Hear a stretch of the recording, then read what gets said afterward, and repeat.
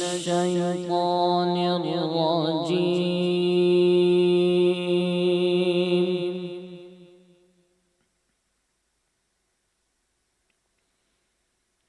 بسم الله الرحمن الرحيم.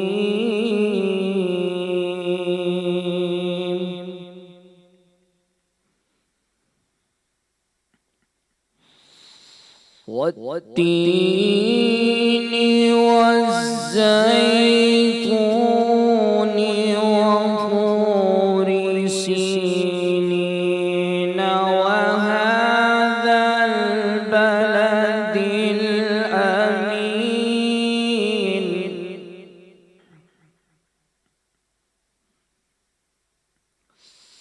لقد خلقنا الإنسان في أحسن تقويم.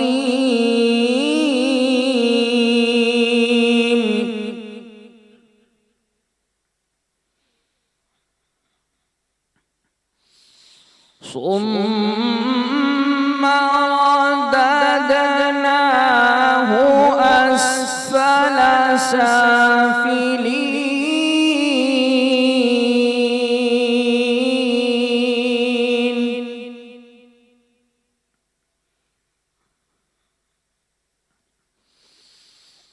إلا الذين آمنوا وعملوا الصالحات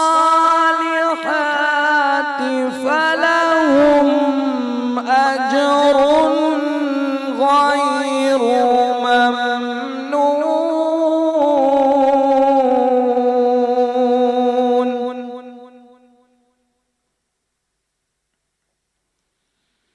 فما يكذبك بعد بالدين.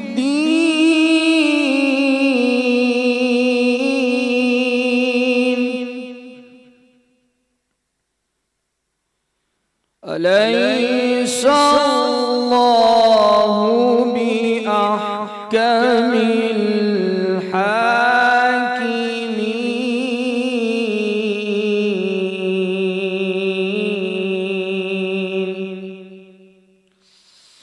آمنت بالله صدق الله العظيم.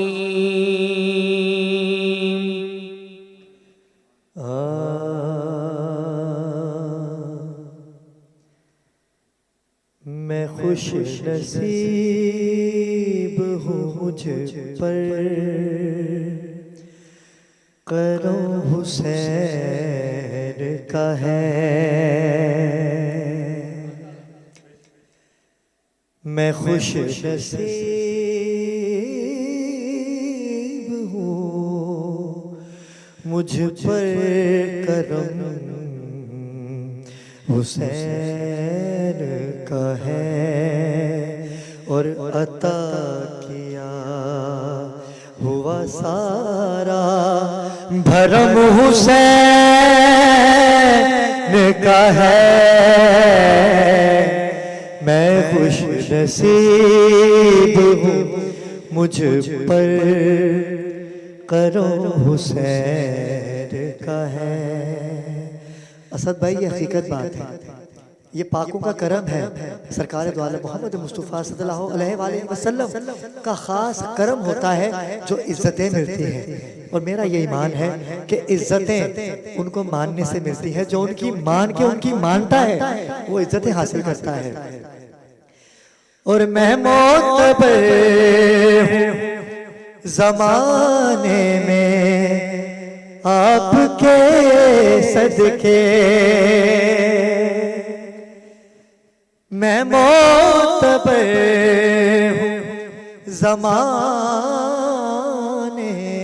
में आपके दम से, कसम खुदा कि मेरे दम में दम हुसैन का है।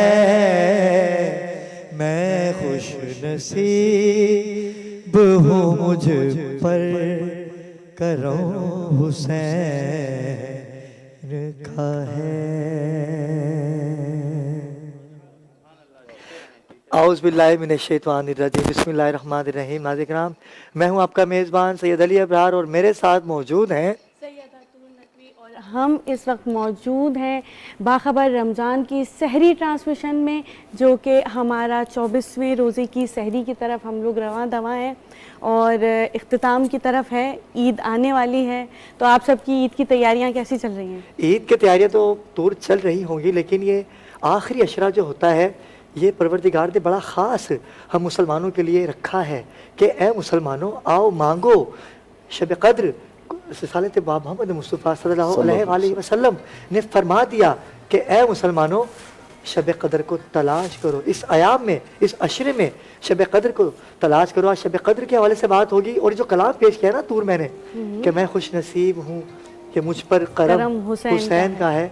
और क्यों ना करम हुसैन का हो कि जिनका वास्ता दे के रिसालत बाब मोहम्मद मुस्तफ़ा सल्लल्लाहु अलैहि वसल्लम से मांग लें, वो ऐसे अता करेंगे कि पता ही नहीं चलेगा आपको कैसे अता करते हैं। और ये इज्जतें ये परवरदिगार आलम ने अता की हैं। अच्छा, एक बात मैं बताऊं, हम लोग जब मांगने जाते हैं ना, हम लोग अपनी हैसियत के मुताबिक मांगते हैं। क्या बात? अगर हम उनकी शान के मुताबिक मांगे ना, क्या बात तो हमारा दामन छोटा पड़ जाएगा, उनकी अताएं ख़त्म नहीं होंगी। इसमें कोई शक नहीं है। तो ये ऐसा ही है नाज़रीन।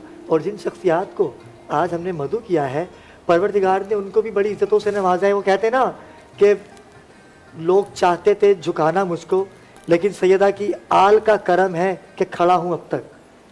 ये इस शेर के साथ मैं अपने भाई, और वो भाई है कि इनकी शख्सियत में क्या बयान करूँ। तो नाज़रीन, आप इनसे खूब वाकिफ़ हैं।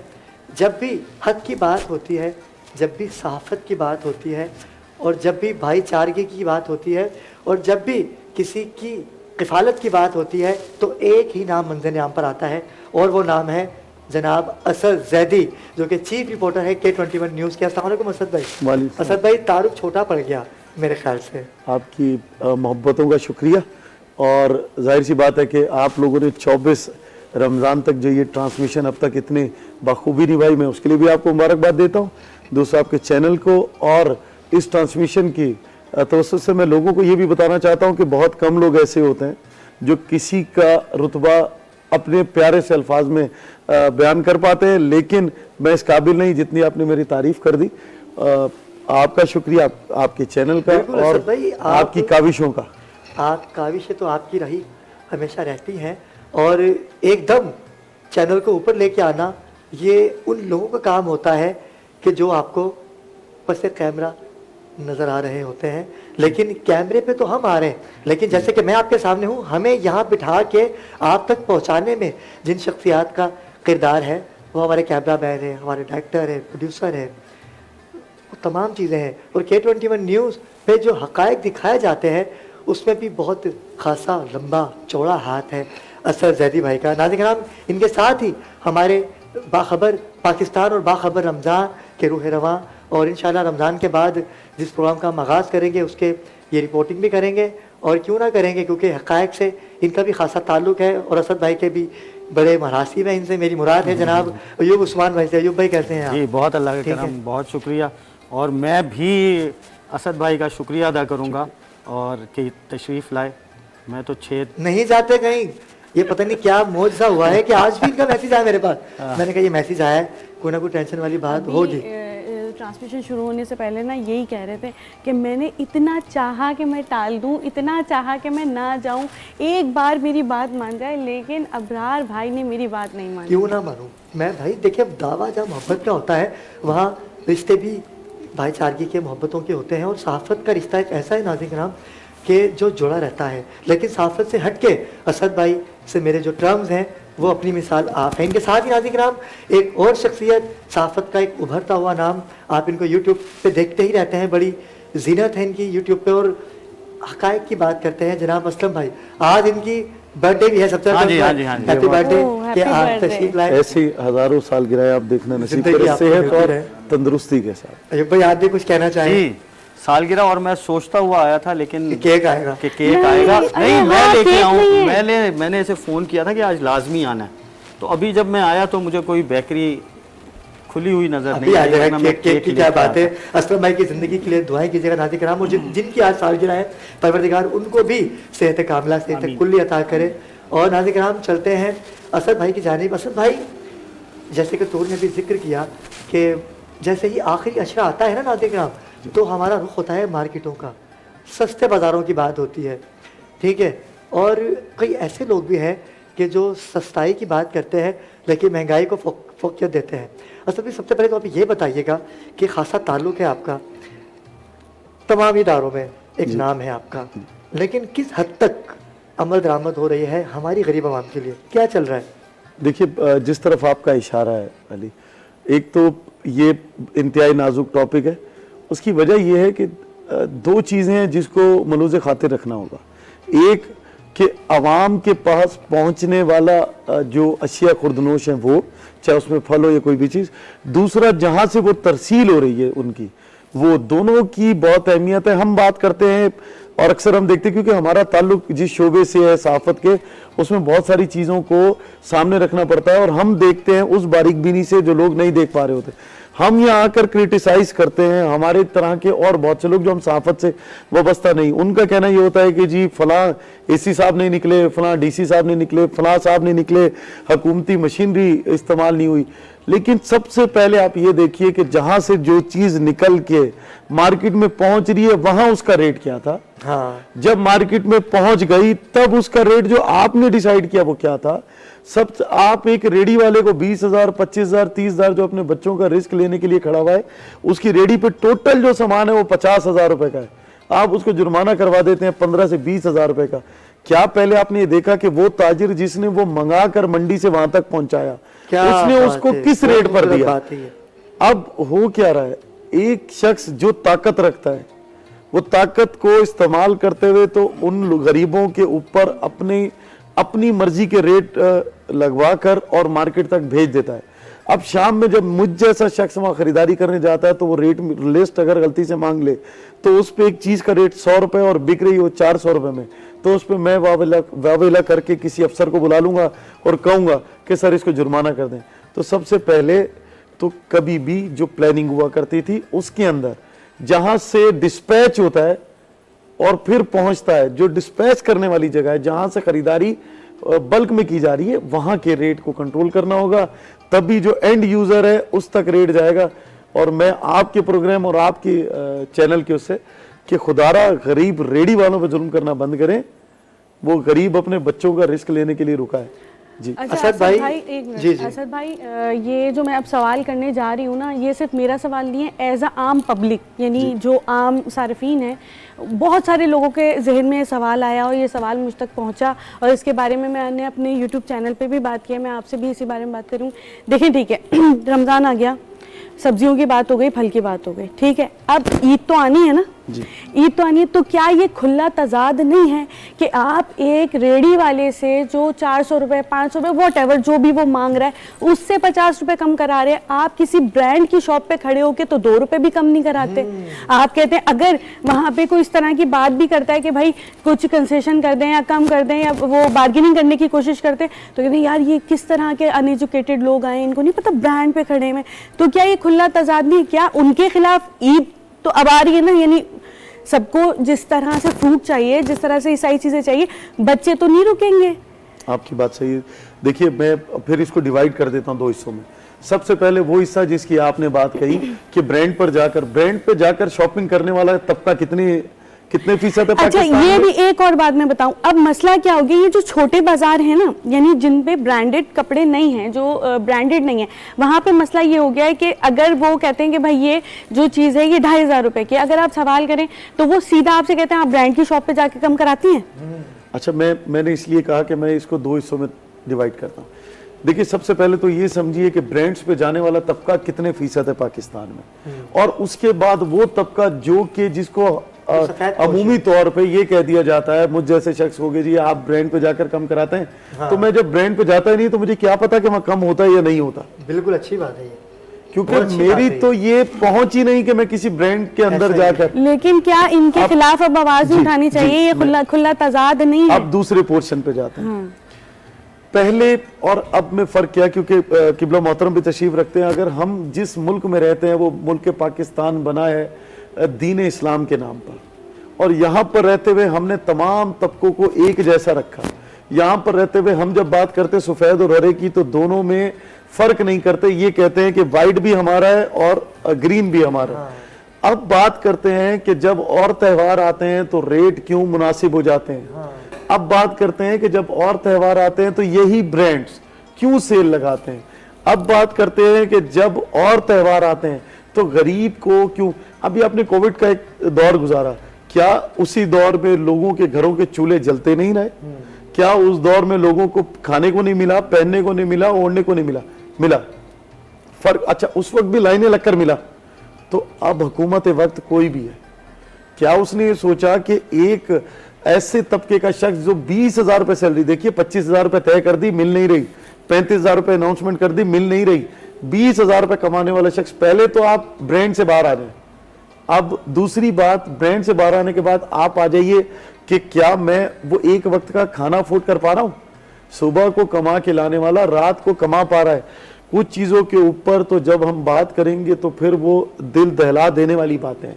क्या अगर अबरार भाई, अगर क्या जो चीजें स्मगल होकर यहाँ पहुंच रही हैं, जिन चीजों को बगैर किसी ड्यूटी पे करके यहाँ पर पहुंचाया जा रहा है मुख्तलिफ हमसाया ममालिक से, और फिर उनकी तरसील इन्हीं बाजारों में हो रही है, उनको चेक करने के लिए कोई गया? बिल्कुल असद भाई, आपकी बात को यहीं से कंटिन्यू करूंगा। और एक मेरे पास भी एक सवाल है जो मैं असद भाई से क्या तमाम ही कुव्वती जो एक मुनज़्ज़म इदारे उनसे भी करना चाहूँगा, लेकिन वक्त हुआ चाहता है एक मुख्तसर से वक्फे का। हमारे साथ रहिएगा।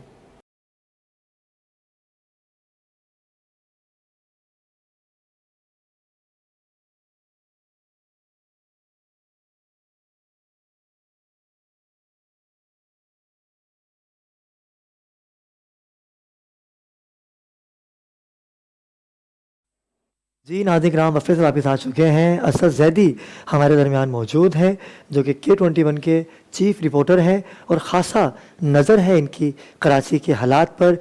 दूसरे अशरे में भी हमने यही बात की थी, और आज आखिरी अशरा है, और आखिरी अशरे में हमने इनको ख़ास तौर पे मदऊ किया है कि हम बात करें कराची में चल क्या रहा है। ईद की शॉपिंग इंसान वो करे जिसके पास कम से कम अपनी दिफा के लिए कोई ऐसी चीज़ हो कि वो बच सके। अच्छा, शॉपिंग करने हम चले तो जाते हैं, लेकिन पता नहीं होता कि जिंदा वापस आएंगे या नहीं आएंगे। क्राइम इस कदर बढ़ चुका है कि हम बता नहीं सकते। नाज़रीन कि 10,000 रुपये की लोग अगर शॉपिंग करने जाते हैं तो वो भी कोशिश करते हैं कि कैसे जाए। असद भाई, क्या है ये क्राइम कैसे बढ़ता है और एकदम इतना रूज पर कैसे आ गया? बाहर से लोग आए हैं, कराची वाले तो है ही नहीं। लूटने वाले आपको अगवानी मिलेंगे या बाहर से आए हुए लोग मिलेंगे, मैं नाम नहीं ले सकता उनका।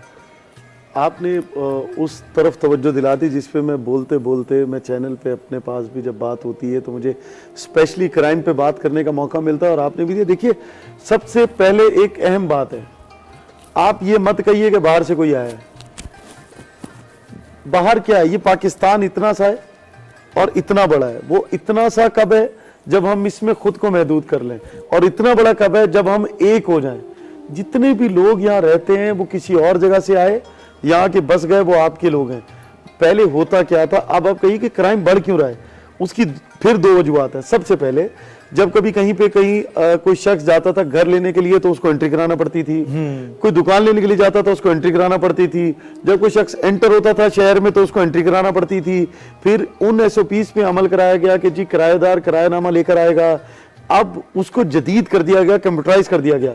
कितने घरों में किराएदार रह रहे हैं, कितने ऐसे फ्लैट्स हैं जिसके अंदर 10-12 लोग मिलकर रह रहे हैं। जिस जगह पर आप मौजूद हैं, जिस जगह पर मैं मौजूद हूँ, हम कोरंगी इंडस्ट्रियल एरिया की बात कर लें तो यहाँ पर एशिया की सबसे बड़ी इंडस्ट्रीज मौजूद हैं। यहाँ पर हर घर के अंदर जो मजदूर तबका है उसकी बड़ी तादाद मौजूद है। अब क्या उनका डाटा उन फैक्ट्रीज के पास मौजूद नहीं जिन फैक्ट्रीज ने उनको एम्प्लॉयमेंट पे रखा हुआ है? बिल्कुल मौजूद है। क्या आपने ऐसा कोई मैकेनिज्म बनाया कि अगर कहीं पे कोई इंडस्ट्री मौजूद है और वहां पर कोई उनका ऐसा मरकज मौजूद है सनती जो उनकी तर्जमानी करता है, तो उनको ऐसी SOP बनाने के लिए कहा कि वो सबका डाटा इकट्ठा करके अपने चेक एंड पास- बैलेंस ही नहीं है ना। देखिए चेक एंड बैलेंस है, नहीं है चेक एंड बैलेंस फैक्ट्री की हद तक है, हाँ, उसके बिल्कुल बाद सही, बिल्कुल सही। अब हुकूमती वो इदारे, देखिए अभी खुदा ना खास्ता कहीं आग लगती है तो पता चलता है कि ये इलीगल जगह पे बनी हुई थी जगह, तो वो इदारे जिनकी जिम्मेदारी थी कि वो चेक करें कि ये जो जगह बन रही है या ये जो फैक्ट्री लगी या जो यहाँ काम हो रहा है तो क्या वो एसओपीज के मुताबिक हो रहा है, क्या इसके कंप्लीशन के सर्टिफिकेट इन्होंने ले लिए, क्या इसकी एनओसीज इनके पास मौजूद है। इस तमाम को बलाए ताक रखते हुए मैं बार कहता हूं वो इदारे जिनकी जिम्मेदारी है वो अपनी जिम्मेदारियों से मुबरा होकर और फिर जाकर वो ये कह देते हैं कोई नुकसान हो गया जी, जिसके ऊपर इल्जाम आयद करना होता है उसका नाम लेकर जी उसको सस्पेंड कर दिया, उसको हटा दिया, उसके खिलाफ इंक्वायरी होगी, उसके खिलाफ एफआईआर दर्ज होगी।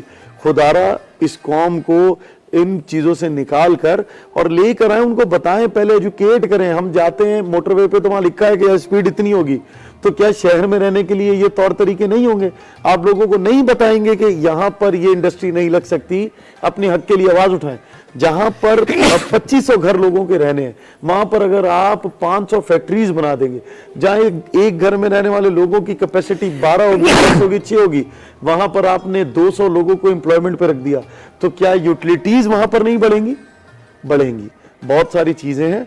अब आपने कहा कि क्राइम क्यों बढ़ रहा है, देखिए क्राइम के बढ़ने की सबसे अहम वजह जो सिक्योरिटी इदारे जो अमूमी तौर पे जिनको हम बात कर लें कि पुलिसिंग का निजाम, उसके अंदर एक तरफ आप शाइन फोर्स की बात करते हैं, एक तरफ एंटी स्ट्रीट क्राइम की बात करते हैं। शाइन फोर्स कहाँ है? उसी की तरफ जा रहा हूं कि आखिरी अशरा है। अब लोगों को फैक्ट्रीज से पैसे मिलेंगे, बिल्कुल जो उन्होंने बचा ली, अगर 500, 1000, 2000 रुपए अपनी सैलरीज में से बच्चों को रेडी से लेकर जाएंगे 400-500 रुपए का सूट दिलवाने के लिए, तो जब वहां पहुंचने से पहले वो ये भी नहीं देखेगा कि 500 रुपए इसके पास या 1000 रुपए उससे छीन लिए जाएंगे। क्या आपके पास अदादोशुमार है? 21,000 डकैती की वो वारदातें जो ऑन स्क्रीन मौजूद हैं, वो पिछले 3 महीने में 21,000, और उसके बाद एक जगह दहशतगर्दी होती है और वहां 10-12 लोग शहीद हो जाते हैं। उससे बड़ा अलमिया यह है कि 3 महीनों के अंदर जो मैं फिगर्स की बात कर लूं, 49 लोग कराची शहर के निशाना बनते हैं उन डकैतों की गोलियों का, और फिर यह कह दिया जाता है कि जी डकैत हैं, डकैतों को पकड़ा जा रहा है। और उसके बरक्स 3 महीने में जो पुलिस कार्रवाई करती है वो 12 डकैतों को मारती है, और 570 के करीब कार्रवाइयां की जाती हैं पुलिस की जानिब से जिसमें डकैतों को बंद किया जाता है। अब मैं बात कर लूंगा, मैं डायरेक्टली इसलिए कह देता हूं कि अगर मैं नहीं बोलूंगा तो कराची के लिए कौन बोलेगा? मैं कराची हूं, मैं नहीं बोलूंगा तो किसने आवाज उठानी है? मैं कराची हूं, मुझे तकलीफ है, मैं शहरी नहीं हूं, मैं कराची हूं, मेरे ऊपर जुल्म हो रहा है। हो क्या रहा है कि एडिशनल आईजी कराची हो या आईजी सिंध हो, जब वो दोनों बैठकर कोई पॉलिसी बनाते हैं तो मुझे ये लगता है या हमें ये लगता है या बहैसियत कराची के रहने वाले कि उस पॉलिसी पे वो दोनों खुद अमल दरामद नहीं करा सकते। आपने एसएचओ की तैनाती का मैकेनिज्म बनाया, उस पर अमल नहीं हुआ। आपने 7,000 से ज्यादा, फिर 8,000 का, आपने कहा, आईजी साहब ने कहा कि 12,000 के करीब ऐसे हैबिचुअल डकैत या ऐसे लोग मौजूद हैं जो डकैती की कार्रवाइयां करते हैं या ऐसे छोटे हीनियस क्राइम्स में मौजूद हैं। लेकिन उसके ऊपर उनके लिए हमने ई सिम का सिलसिला शुरू किया है, हमने उनकी एजुकेशन का सिलसिला शुरू किया है। जब वो जेलों से वापस आते हैं और दोबारा से लौटते हैं तो हमने उनके लिए एक पैनल बनाया है वुकला का प्राइवेट तौर पर, जो उनको जमानतें नहीं होने देगा। इन तमाम चीजों के बरक्स हो क्या रहा है? हमें कहीं पे ना वो पैनल दिखाई दे रहा है वुकला का, ना हमें जो है वो ई टैगिंग दिखाई दे रही है, ना ही हमें हैबिचुअल क्रिमिनल्स के ऊपर काम होते दिखाई दे रहा है। एंड में एडिशनल आईजी कराची कह देते हैं कि जी वो बाहर से आए हुए लोग थे, फिर कह दिया जाता है ताजिर हजरात जो है वो वाह वेला ज्यादा मचाते हैं, जबकि उनके जो है ना इतनी उनसे डकैती हो नहीं रही। खुदारा इस शहर के डायमेंशंस को समझिए। अगर आपकी पैरामिलिट्री फोर्सेस, मैं आपको से फिर कह रहा हूं कि पैरामिलिट्री फोर्सेस जिसमें रेंजर्स मौजूद है आपके पास, अगर रेंजर्स और फिर आपके वफाकी हसास इदारे जिसमें हमारे वफाकी हसास इदारे इस टाइम मौजूद हैं, अगर वो कराची शहर के अंदर हम वक्त नहीं लगे हुए हों तो कोई बैद नहीं है कि बड़े वाकयात। आप खुद देखिए कि दहशतगर्दों की दहशत का निशाना वो ऑफिस बना जहां पर खुद कराची पुलिस चीफ बैठे, सिक्योरिटी आलिया नहीं है। तो जब वो महफूज नहीं तो फिर आप किसी और की बात किस तरह कर लेंगे? फिर अबरार इसके अंदर एक और सबसे अहम बात है जिसकी तरफ हम तवज्जो नहीं देते। आपने असला सिर्फ बैन कर दिया, उन लोगों के लिए आप कैरी नहीं कर सकते कि जिन्होंने लाइसेंस बनाए हुए, हाँ, इस शहर में असला ला कौन रहा है, इस शहर में वो असला डकैतों को दे कौन रहा है। आ कहाँ से रहा है? देखिए, एक शख्स ने डकैती कर ली, उसके बाद वो गया कहाँ, हाँ। ये नहीं पता चलता। एक शख्स ने मोबाइल छीन लिया, वो मोबाइल बिका कहाँ, जेवर छीन लिया, वो जेवर गया कहाँ, कोई कीमती अशिया छीन ली, वो अशिया गई कहाँ, इसका आज तक पता नहीं चल सक रहा। फिर मैं कह रहा हूं, आप बात कर रहे हैं सिर्फ डकैतों की, आप वहां नहीं जा रहे, जो उनके सहूलतकार हैं उनके ऊपर बात करने को आप तैयार नहीं है। क्या खौफ है कि एक अफसर को एक जगह से हटाकर दूसरी जगह दे दी गई, क्यों दे दी गई? भाई अगर एक जगह ठीक नहीं था तो आपके पास और अफसरान की कमी है, कराची शहर को महफूज बनाएं और अफसरान लेकर। अच्छा असद भाई, जौहर थाना, गुलिस्तान जौहर एक ऐसा एरिया है कि जहां पर माफियाज का राज है। वहां पर क्या होता है नाज़रीन किराम, कि मैं गवाह हूं इस चीज का कि वहां पर महीने में 2 महीने में 4 ऐसे जो चेंज हो रहे होते हैं। अच्छा, दूसरी आपके मैं इसका जवाब लूंगा। दूसरी बात यह है कि अभी आज सिंध के अहकाम जारी हुए कि गुटखा माफिया को फौरन अरेस्ट किया जाए, मतलब, और वहां पर खुलेआम बिक रहा है। मैं तो परेशान हो गया कि मैंने देखा दूर वहां पर हर पान शॉप पे गुटखा बिका है। अच्छा मैं कल गया, अच्छा मैं तो गुटखा खाता ही नहीं हूँ। तू मेरे साथ गाड़ी में थी, हमने गाड़ी रोकी, मैंने कहा भाई गुटखा है, मावा है? तो कह रहा बिल्कुल है। तो मैंने कहा तुम्हें पुलिस पकड़ती नहीं है? यार मैं यहाँ से कैसे लेके जाऊंगा, मुझे भी पकड़ लेंगे। तो कह रहा भाई हम पैसे किस चीज के देते हैं? खुलेआम बोल रहे, न डर होके, मतलब निडर होके बोल रहे हैं। गुलिस्तान जौहर का वाकया ये, वहां पर हर केबिन पे आपको गुटखा मिलेगा। मैं इस पे बात करेंगे उस्मान भाई, लेकिन मैं इसके लिए ना आपको फिर कह रहा हूँ, देखिए फिर 2 चीजें उसको फिर समझिएगा। सबसे पहले किसी भी चीज के बारे में बात करते हुए हमें उन चीजों का इल्म हो। एक है मैन्युफैक्चरर, हाँ, एक है कैरी करके पहुंचाने वाला, डिस्ट्रीब्यूटर, तीसरा है रिटेल करके बेचने वाला, बिल्कुल, चौथा है उनका मेन सहूलतकार, खरीदार, सहूलतकार। बहुत अच्छा नाम दिया आपने। जिसने वहां से सहूलतकार ही है ये, क्राइम है नहीं जिसने है। वहां से लेकर उसको केबन तक, बिल्कुल, और फिर वहां खुला रखकर बेचने की इजाजत दी, तो वो उनका सहूलतकार। जहां बना वो भी किसी न किसी थाने की हदूद में, जहां से चलकर कहीं और आया वो भी किसी न किसी थाने की हदूद में, फिर जहां वो बिक रहा है वो भी किसी थाने की हदूद में। अब देखिए अबरार, इसके अंदर आप गुलिस्तान जौहर थाने की बात कर लें या कराची के बेशतर थानों की बात कर लें, आपने 10-10 सालों से, किबला 15-15 सालों से एक इमाम मस्जिद होते हैं, उनको पता होता है कि ये नमाजी 5 वक्त नमाज पढ़ने आ रहा है, किस वक्त आता है, किस वक्त जाता है। अगर वो बीमार पड़ जाए तो वो से पूछते हैं कि भाई आज वो आए नहीं, तो वो अगली नमाज की सफ में क्यों नहीं थे। और यहाँ पर हो क्या रहा है कि अगर एक इमाम मस्जिद को अपने नमाजियों का इल्म है, मैं मिसाल इसलिए वो दे रहा हूं कि इमाम मस्जिद का मुंह का किबला रुख होता है और वो नमाज पढ़ाते हैं, उन्हें पता है क्या नमाजी कौन है, वो हाथ क्या बात। लेकिन जब किबला रुख किया जाए तो अच्छा हो सकता है। देखिए, एक किबला रुख रहकर पीछे खड़े होने वालों को पता पूछ रहे हैं। तो एक अफसर जिसकी ड्यूटी इंटेलिजेंस पे है, एक अफसर जिसकी ड्यूटी थाने में स्पेशल पे है, जो फ्रंट लाइन पे देख रहे हैं, जो ये वो लोग हैं जिन्होंने रिपोर्ट तैयार करके देनी है।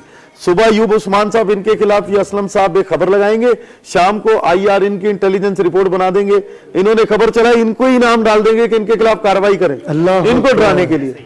आप एडिशनल IG कराची से मैं कहूंगा, आपके प्रोग्राम की उससे और धरती चैनल के, मैं अपने चैनल पे तो बार कहता हूं, और मेरी बात भी जब हुई तो मैं तब भी कहता हूं, मैं फिर कहता हूं यहां पे कि खुदारा, अगर थानों के निजाम आपसे नहीं चलते तो उसके पीछे वजह इंटेलिजेंस अफसर है, और उसके पीछे जो स्पेशल ब्रांच का अफसर है उसकी वजह, क्योंकि उसकी सिर्फ जिम्मेदारी यह है कि वो जाकर पता करे कि SHO किसके साथ मिलकर क्राइम्स कर रहा है। हाँ। उसकी जिम्मेदारी है कि कौन सा पुलिस का अफसर कहां क्या क्राइम कर रहा है, और उसकी जिम्मेदारी यह है कि वो इलाके में पता चलाए कि सिर्फ, देखिए आप गुटखा मावा की बात कर रहे हैं, यहां पर इतनी आसानी से आइस बिक रही है, यहां पर इतनी आसानी से बच्चे खराब हो रहे हैं, और इतनी आसानी से आपको जितनी मंशियात हैं वो तमाम बिकती दिखाई देती हैं। तो इसके पीछे उस अफसर को पकड़िए, आप SHO तब्दील नहीं कीजिए। SHO को एक बात पे सर्जिश कर दी, अरे जाकर पूछे कि एक स्पेशल ब्रांच का अफसर एक डिस्ट्रिक्ट में या एक थाने की हदूद में कितने सालों से मौजूद है। और अगर इतने, जी असद भाई, ये तो वो अलमिया है कि अभी आपने एक बात कही कि अगर हम कुछ कहेंगे तो हम पर ही एक्शन हो जाता है, लेकिन साफत आज़ाद है, साफिक आज़ाद है। और साफत पे बात हो रही है असद भाई से, तो मैं चाहूँगा कि हमारे दरमियान, क्योंकि आज हम 24वीं सहरी में दाखिल हो चुके हैं और मैं चाहूँगा कि हमारे शिकारपुर से आए हुए सना खान सूफ़ी कारी मोहम्मद अनीस हाशमी साहब के कलाम से हम इस नशिस्त का आगाज़ करते हैं। गहमा गहमी ये नहीं है, हक़ाइक़ पे बात हो रही है। आप लाइव कॉल कर सकते हैं, हम आज आपसे बात करेंगे। असद भाई हमारे दरमियान मौजूद हैं, अयूब उस्मान भाई, असलम भाई मौजूद हैं। चलते हैं सूफ़ी कारी मोहम्मद अनीस हाशमी की जानिब, लेकिन उनसे पहले मैं तारुफ करवाता चलूँ, हमें ज्वाइन कर लिया है अल्लामा शबीर कादी साहब ने। आपको खुश आमदीद कहेंगे, आज ताक रातों के हवाले से बात होगी। चलते हैं कारी साहब की नात की जानिब। या रसूल अल्लाह वसल्लम अलैका या हबीब अल्लाह। हाज़िर थी दुस हुजूर जे दरते वनी दम दी दुस हुजूर जे दरते। चवे शहबाज मज़ारी कारी करीम दाद मज़ारी हाजी मोहम्मद मज़ारी वनी मामर दुस हुजूर जे दरते। ये जो मैं नात पेश कर रहा हूँ, जिस आशिक ने मुझे भेजी है उसने मुझे ये हुक्म किया है कि बिला सैयद इब्राहिम के प्रोग्राम में ज़रूर पढ़ना, और ये मैं वहाँ मदीने में बनाई है। और इस प्रोग्राम की वजह से मैं भी शाह साहब को अर्ज़ करूँगा, 5 साल हो गए पंचतन के मेरी भी मदीने हाजिरी नहीं लगी है, और इंशाअल्लाह तबारक व तआला आप दुआ फरमाएंगे तो मेरी जल्दी हाजिरी लगी। दुरूद शरीफ। दिसी दिल ठरी पे नूरी निज़ारा, दिसी दिल ठरी पे नूरी निज़ारा, नूरी निज़ारा हरम जा मिनारा। दिसी दिल ठरी पे नूरी निज़ारा, रोज़ो रसूल जो थे रहमत वसे थी उते, रोज़ो रसूल जो थे रहमत वसे थी उते। दिसी दिल ठरी पे नूरी निज़ारा, सोहणो मंजर आहे प्यारो मिठे मदीने वारो। सोहणो मंजर आहे प्यारो मिठे मदीने वारो। दिसी दिल ठरी पे नूरी निज़ारा, दिसी दिल ठरी पे नूरी निज़ारा। हली अखिन सां पाण ॾिसो कया कहिड़ो साईं किसो।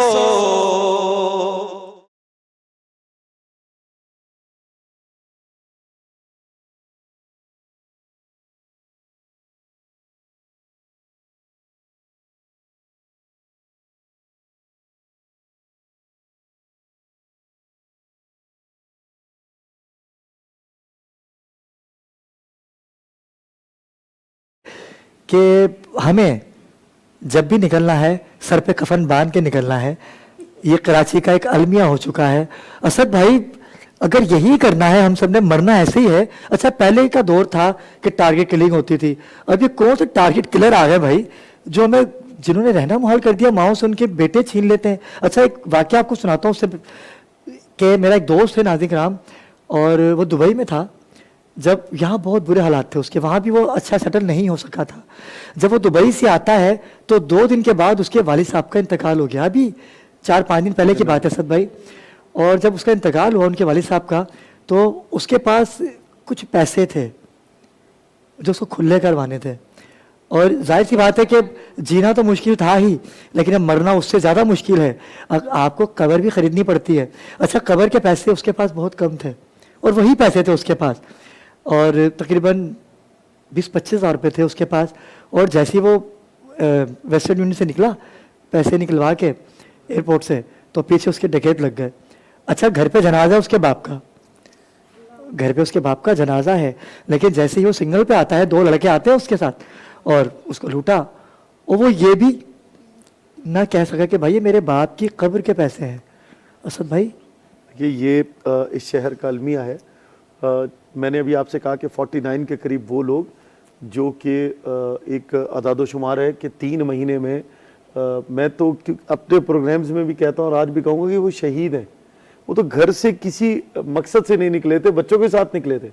एक बाप को उसकी औलाद के सामने, एक बहन के सामने उसका भाई, और फिर इसी तरीके से जो है किसी का वालिद, किसी का बेटा, किसी का भाई इन्हीं सड़कों पे मारे जा रहे हैं। और सिर्फ उसकी वजह क्या है कि चंद रुपए। और अगर आपने ये कंट्रोल करना, मैंने फिर कहा जहां मैंने बात खत्म की थी वहीं से, कि जो आपकी स्पेशल ब्रांच बनाई गई, वो लोग जो कि थानों की हद तक आपके पास तैनात हैं कई सालों से, अगर वो अपने इलाकों में नहीं पता कर सकते कि मेरे इलाके में कहां कौन सा क्राइम हो रहा है, पता होता है, सब पता है, सब पता है। आप अगर ये चेक करवा लें कि अगर किसी सियासतदान का है तो उसके आप असासे पूछते हैं, किसी मौलाना ने अच्छी गाड़ी ले ली तो उससे पूछते हैं कि आपका जरिया आमदन क्या है जो आपने अच्छी गाड़ी ले ली। कभी किसी ने जाकर उन लोगों को भी पूछा जिन्होंने पोश एरियाज में अपने घर ले लिए और पीछे नौकरी उनकी 40,000 रुपए की, बिल्कुल उनके बारे में सवाल नहीं करेंगे। दिखेगा तो सिर्फ तवज्जो हटाने की बातें करना बंद करें। सबसे पहले कहीं पे कोई बात होती है, कहते हैं जी इसको देख लें, यहां ये हो गया, वहां इसको बंद कीजिए। सबसे पहले कहें मुझे देख लें, इसे देख लें। अभी हमने इतनी सारी बातें की, हमने रमजान की बात की, हमने महंगाई की बात की, हमने इस वक्त बात की कि बहुत सारे एरियाज ऐसे हैं जहां पर पिकेटिंग हो रही है।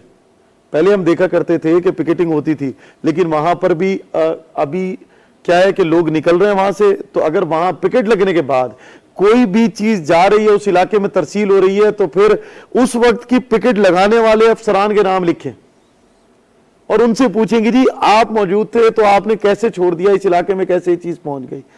वक्त की जरूरत यह है कि जहां सबसे अहम रोल, अभी भी देखिए कोई भी वाकया होता है तो हम कहते हैं कि जी जो असास इदारों की रिपोर्ट थी उसकी वजह से पहले पता चल गया था, लेकिन हमने जो ये इसको जब हमने काउंटर करने की कोशिश की तो फिर हमें कुछ मुश्किलात आई और पता नहीं चल रहा था कि कहां पर होगा हमला। और लेकिन उसके बाद देखिए हमने जो है ना जाने कम जाया की। एक तरफ दहशतगर्द आकर आपको मारता है, दूसरी तरफ 3 महीने में 50 लोग मैं कहूंगा कि चले जाते हैं। तो दहशतगर्दी से बड़ी दहशतगर्दी आपके शहर में हो रही है।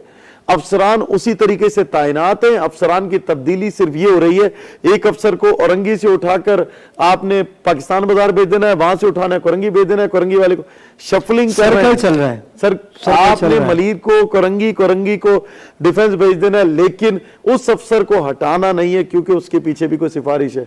तो आज का जो आपने मौजू चुना उसमें सबसे अहम बातें जो मैंने पहले कही थी, एक वो शख्स जो सहूलतकार है उसको ढूंढे, दूसरा उसको जाकर तलाश करें जिसकी वजह से ये सब कुछ हो रहा है। ये 2 लोग सबसे अहम है। तीसरी बात, क्योंकि मैं सहाफ़ी हूं और सहाफ़ी तंजीमों से वाबस्ता भी हूं, और अभी मैं अपनी भी सहाफत के से वाबस्ता लोगों के लिए कहूंगा कि पहले होता था कि बहुत सारे लोग, उन्हें पता होता था कि इसके पास कलम के सिवा कुछ नहीं, तो वो ऐसे सफेद पोश साफी जिनके घरों में रमजान में और या ऐसे त्यौहार पर कुछ नहीं होता था, उनकी दबे हाथ भी मदद कर दिया करते थे। अब हो क्या रहा है कि मैं इदारों की बात कर लूं तो जैसे ही कोई त्यौहार आने लगता है तो सबसे पहले तो साफियों की निकाल दिया जाता है इदारों से। वो बोनस क्या लेंगे, सैलरीज नहीं मिलती। जब उनको निकाल दिया जाएगा सिर्फ इस वजह से जो आपने बात कही, वो सैलरी मांगते हैं। और फिर इसके ऊपर अभी क्योंकि पाकिस्तान यूनियन ऑफ जर्नलिस्ट ने भी एक अभी एहतजाज किया, इसी तरीके से कराची प्रेस क्लब पे और भी एहतजाज हुए। मैं साफी हूं तो साफियों की भी बात करूंगा कि खुदारा चौथा सतून कहना बंद करें। और मैं हुकूमत वक्त से गुजारिश करूंगा कि ये जो पिछले कुछ अरसे में आप लोगों की वजह से डाउन साइजिंग हो गई इदारों में, वो सहाफी जो अपने कलम से कमा लेता था और उसको अब मौका नहीं मिला, खुदारा उसको भी मौका दें। एक तरफ आप हमारी जानें बचाएं उन दहशतगर्दों से जो सिर्फ चंद रुपयों के खातिर हमें मार रहे हैं, मैं उनको दहशतगर्द कहूंगा, डकैत नहीं। और फिर दूसरी तरफ ये जो अब जो मौत का एक अलग नाच शुरू हुआ कि सफेद पोश आदमी सिसक सिसक के इस महंगाई से अपने घर में मर रहा है, उसकी कफालत कर लीजिए। इदारे कम बनाइए, खुदारा वसाइल पैदा कीजिए ताकि उन लोगों तक पहुंच सके। अमल दरामद कीजिए, अमल दरामद बहुत जरूरी होती है। एम्प्लॉयमेंट जो हो रहा है वो खत्म किया जाए। देखिए तो अब जिस इदारे में हम बैठे हैं तो ये कफील है, जब मैं कोई काम करता हूं तो ये मुझे मेरे हुनर के पैसे मिलते हैं। ऐसे ही है। तो मैं जब यहाँ आता हूं तो मैं सीना हाथ रख कर कहूंगा जिस इदारे से मैं मुंसलिक हूं कि मेरा ये इदारा, आप जहां पर मौजूद हैं आप कहेंगे मेरा ये इदारा, तो मैं जिस इदारे में मौजूद हूं K21 तो मैं कहूंगा मेरा ये इदारा। अगर वहां पर भी ये रवैया होगा तो मैं वहां भी आवाज उठाऊंगा। सबसे पहले तो आवाज उठाने के लिए आपको किसी फोरम की जरूरत नहीं होनी चाहिए, आपको आवाज जाकर मजमे में नहीं उठानी। हीरो बनने से बेहतर है कि दबे, और पहले भी ये होता था नेकी दबे हाथ से की जाती थी। आज अगर कोई किसी को खिला रहा तो वो बोला कि देखो मैं भूखों को खाना नहीं खिला रहा, देखो मैं फलां को नहीं खिला रहा, मैं फलां को नहीं। आज अगर कोई काम कर रहा है, अच्छा काम कर रहा है, तो खुदा को राजी करने के लिए ये खल्के खुदा से खुदा मिलेगा। और फिर इसी उसमें एक बात मैं कहूंगा कि खुद ये जो सब कुछ चल रहा है इसी तनाजर में कि लोग बदलें और सिस्टम ना बदले तो फिर भी कुछ नहीं होना। यहाँ लोग बदले जाते हैं, सिस्टम तो वही रहता है असद भाई। सिस्टम वही। देखिए सस्ते बाजार की बातें हो रही हैं कि अभी देखेंगे आपके कोरंगी में, गुलशन में, तमाम ही इलाकों में, औरंगी टाउन में, न्यू कराची में अभी सस्ते बाजार का एक ऐलान किया गया कि भाई ये बचत बाजार से। अयूब भाई मैं आपकी तरफ आऊंगा, फिर असद भाई से भी उसका मौक़िफ़ जान लेते हैं, असलम भाई भी हैं। बचत बाजार को आप क्या देखते हैं, कौन लोग हैं जो बचत बाजार को लॉन्च करते हैं? अच्छा, लॉन्च करने के बाद लाखों रुपए की डील होती है, अगर एक वो क्या कहते हैं उसको, पथारा बोलते हैं उसको, उसका 5,000 रुपये हो तो बचत बाजार तो नहीं रहा, वो कैसे पूरा करेगा?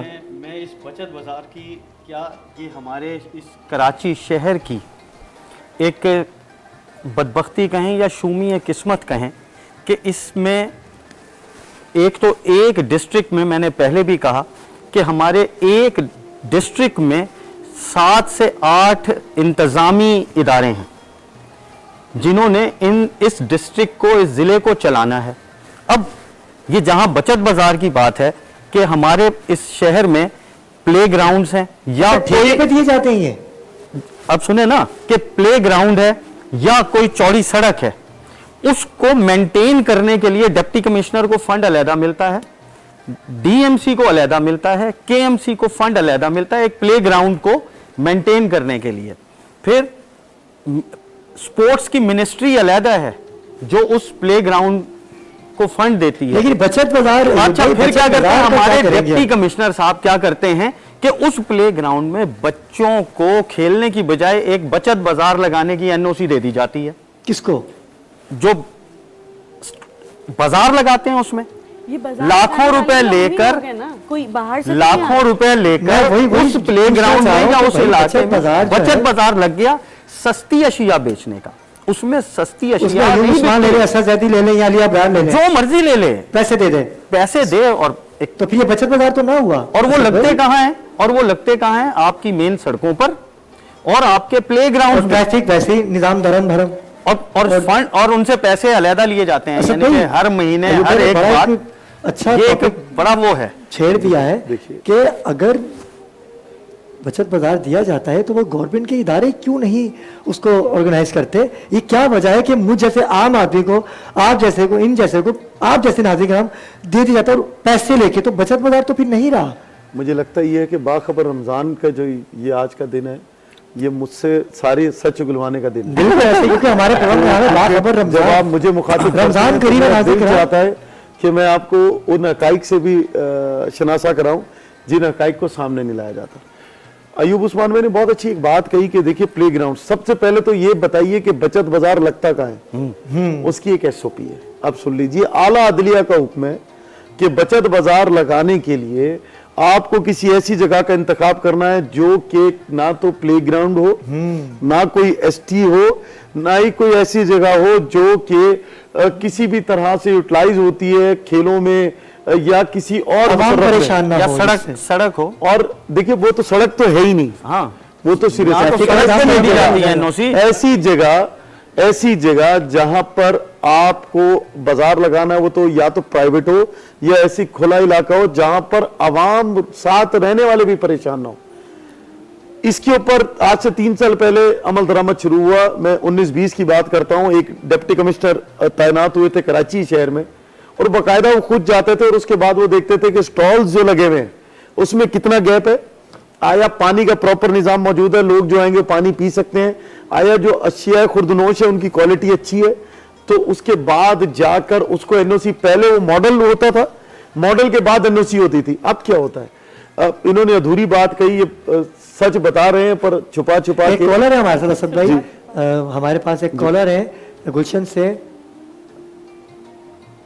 लाइन ड्रॉप हो गई। जी असद भाई। अब देखिए अहम तरीन बात यह है, एनओसी कैसे दी गई, जो डॉक्यूमेंट्स आपके पास प्रोवाइड किए गए हैं पहले जाकर चेक कर लें खुदा रहा कि वो किस जगह के हैं। हाँ। अगर आप नहीं उठकर जा सकते, फिर नीचे जो आपने लोग रखे हुए और उनसे कहा हुआ है कि ले लेना 1 लाख 1.5 लाख 2 लाख रुपए और एनओसी दे देना, तो खुदा रहा उनसे ही कहिए जाकर चेक कर लें। इसके बाद वहां पर एक, अब ये होगा सहूलतकार, मैं बार बार लफ्ज सहूलतकार मुतारिफ करा के जा रहा हूं, इन इदारों के सहूलतकार। उसके बाद ये जब वहां पर बाजार लग गया, आपने कहा 5,000, कहीं पे रेट इससे भी ज्यादा एक टेबल का इतनी सी। अच्छा। और उसके बाद एक माफिया तो ये हो गया। अच्छा, फिर कितनी टेबल होती है बचत बाजार में? जी देखिए, बचत बाजार तो उसके साइज के ऊपर है। अच्छा। और फिर लगाने वाले की नियत के ऊपर है। सही। उसने जमीन भी दे दी आपको, जो टेबल नहीं ले सकता, हाँ, जमीन पे कपड़ा बिछा लो, कपड़ा बिछा के बैठ गए वो। ये गरीब का बचत बाजार नहीं है। फिर ये तो एक अलमिया है। इसके बाद आप सड़क पे निकलेंगे जिसकी ये बात कर रहे हैं, तो बचत बाजार के साथ आ जाएगा जो आपसे आपकी बाइक खड़ी करने के पैसे मांगेगा, पार्किंग का बड़ा इशू। उनके सहूलतकार उनको दे देंगे।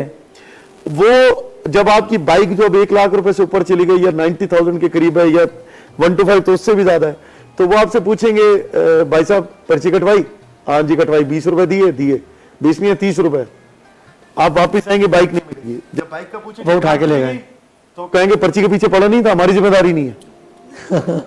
वो स्लिप पड़ी थी आपने, तो हमारी जिम्मेदारी नहीं। 30 रुपए किस चीज के ले रहे हो? वो सहूलतकारी के गुंडा टैक्स जिसे कह सकते हैं, टैक्स है गुंडा टैक्स। अब आपने कहा इदारे, एक इदारा नहीं है, केएमसी है, डीएमसी है, फिर एंटी इंक्रोचमेंट के और दीगर इदारे हैं। फिर उसके बाद डिप्टी कमिश्नर का अपना जाती अमला हर डिस्ट्रिक्ट के अंदर मौजूद होता है। उनका काम है कि वो जाएं। अच्छा जाएंगे कैसे? एनओसी उन्होंने दी, हाँ वो तो पहले ले चुके। देखेंगे कैसे? एनओसी देने से पहले कोई लीगल फॉर्मेलिटीज पूरी नहीं की गई, तो पैसे ले चुके। असद भाई आपने कहा था मैंने साइन कर दिया। हाँ ना।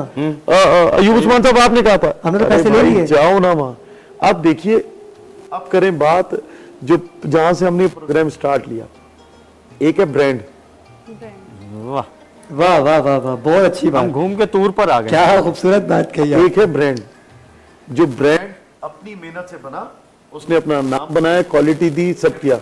एक है नॉन ब्रांडेड सहूलतकार, जो उस ब्रांड से बड़े, ये दुकानों से बड़े बचत बाजार हैं, इन दुकानों से बड़े जुम्मा बाजार हैं, इन दुकानों से बड़े रोड पर लगे हुए बाजार हैं, और फिर ठेले पत्थारे।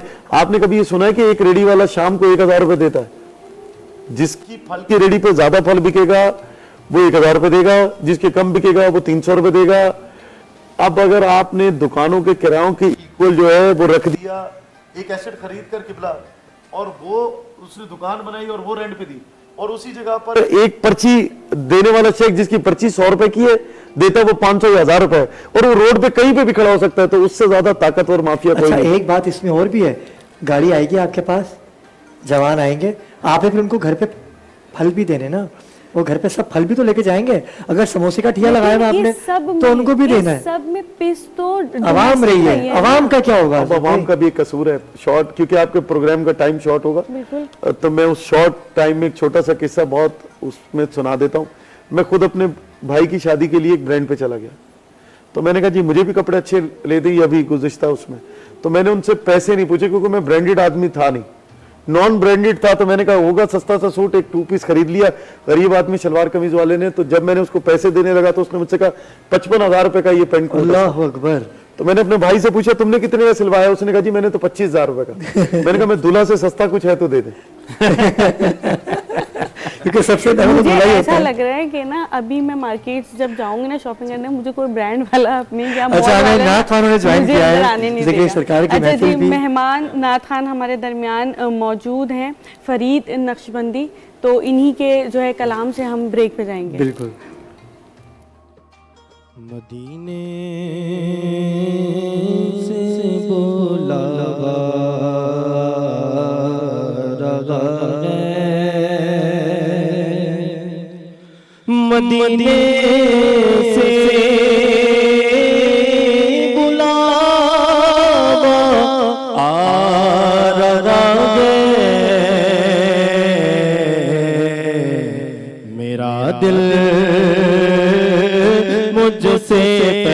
ले जा रहा है।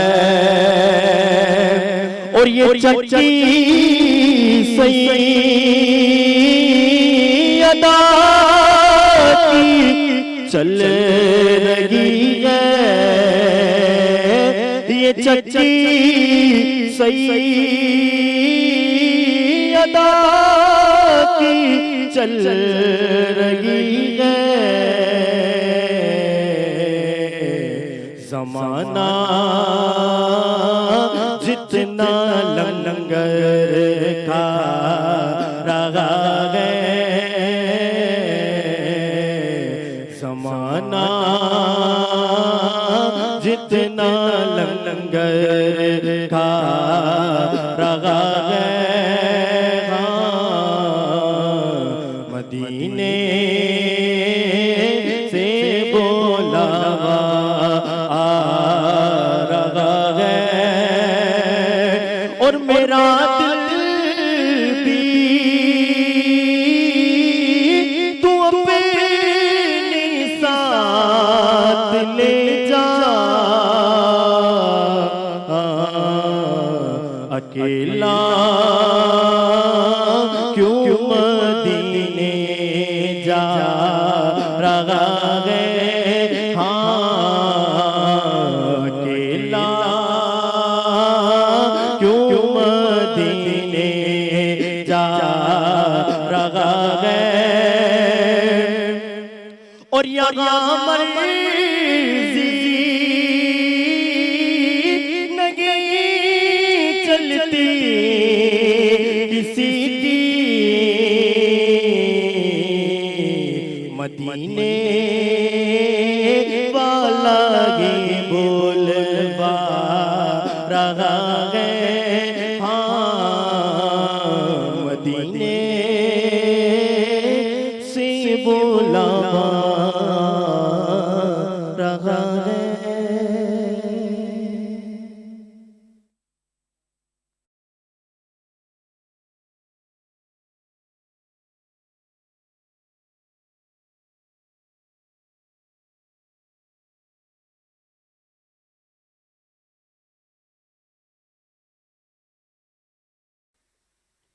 मोहम्मद हमारे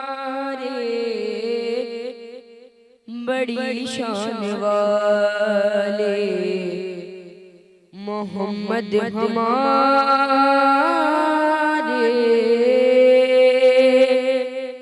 बड़ी शान वाले।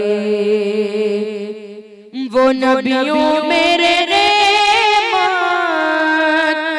लक़ब पाने वाले, मोहम्मद हमारे बड़ी शान वाले, मोहम्मद हमारे बड़ी शान वाले। जब आए ज़मीन मोहम्मद हमारे, फलक ने ज़मीन पर बिछाए सितारे। वो नूरे खुदा जहां के उजाले, मोहम्मद हमारे बड़ी शान वाले, मोहम्मद हमारे बड़ी शान वाले। वो आशूर का मोहम्मद का कुर्बा, जो मक्तल में दी को लहू दे रहा था। ये कह के सीनों पे खाए हैं भाले, मोहम्मद हमारे बड़ी शान वाले, मोहम्मद हमारे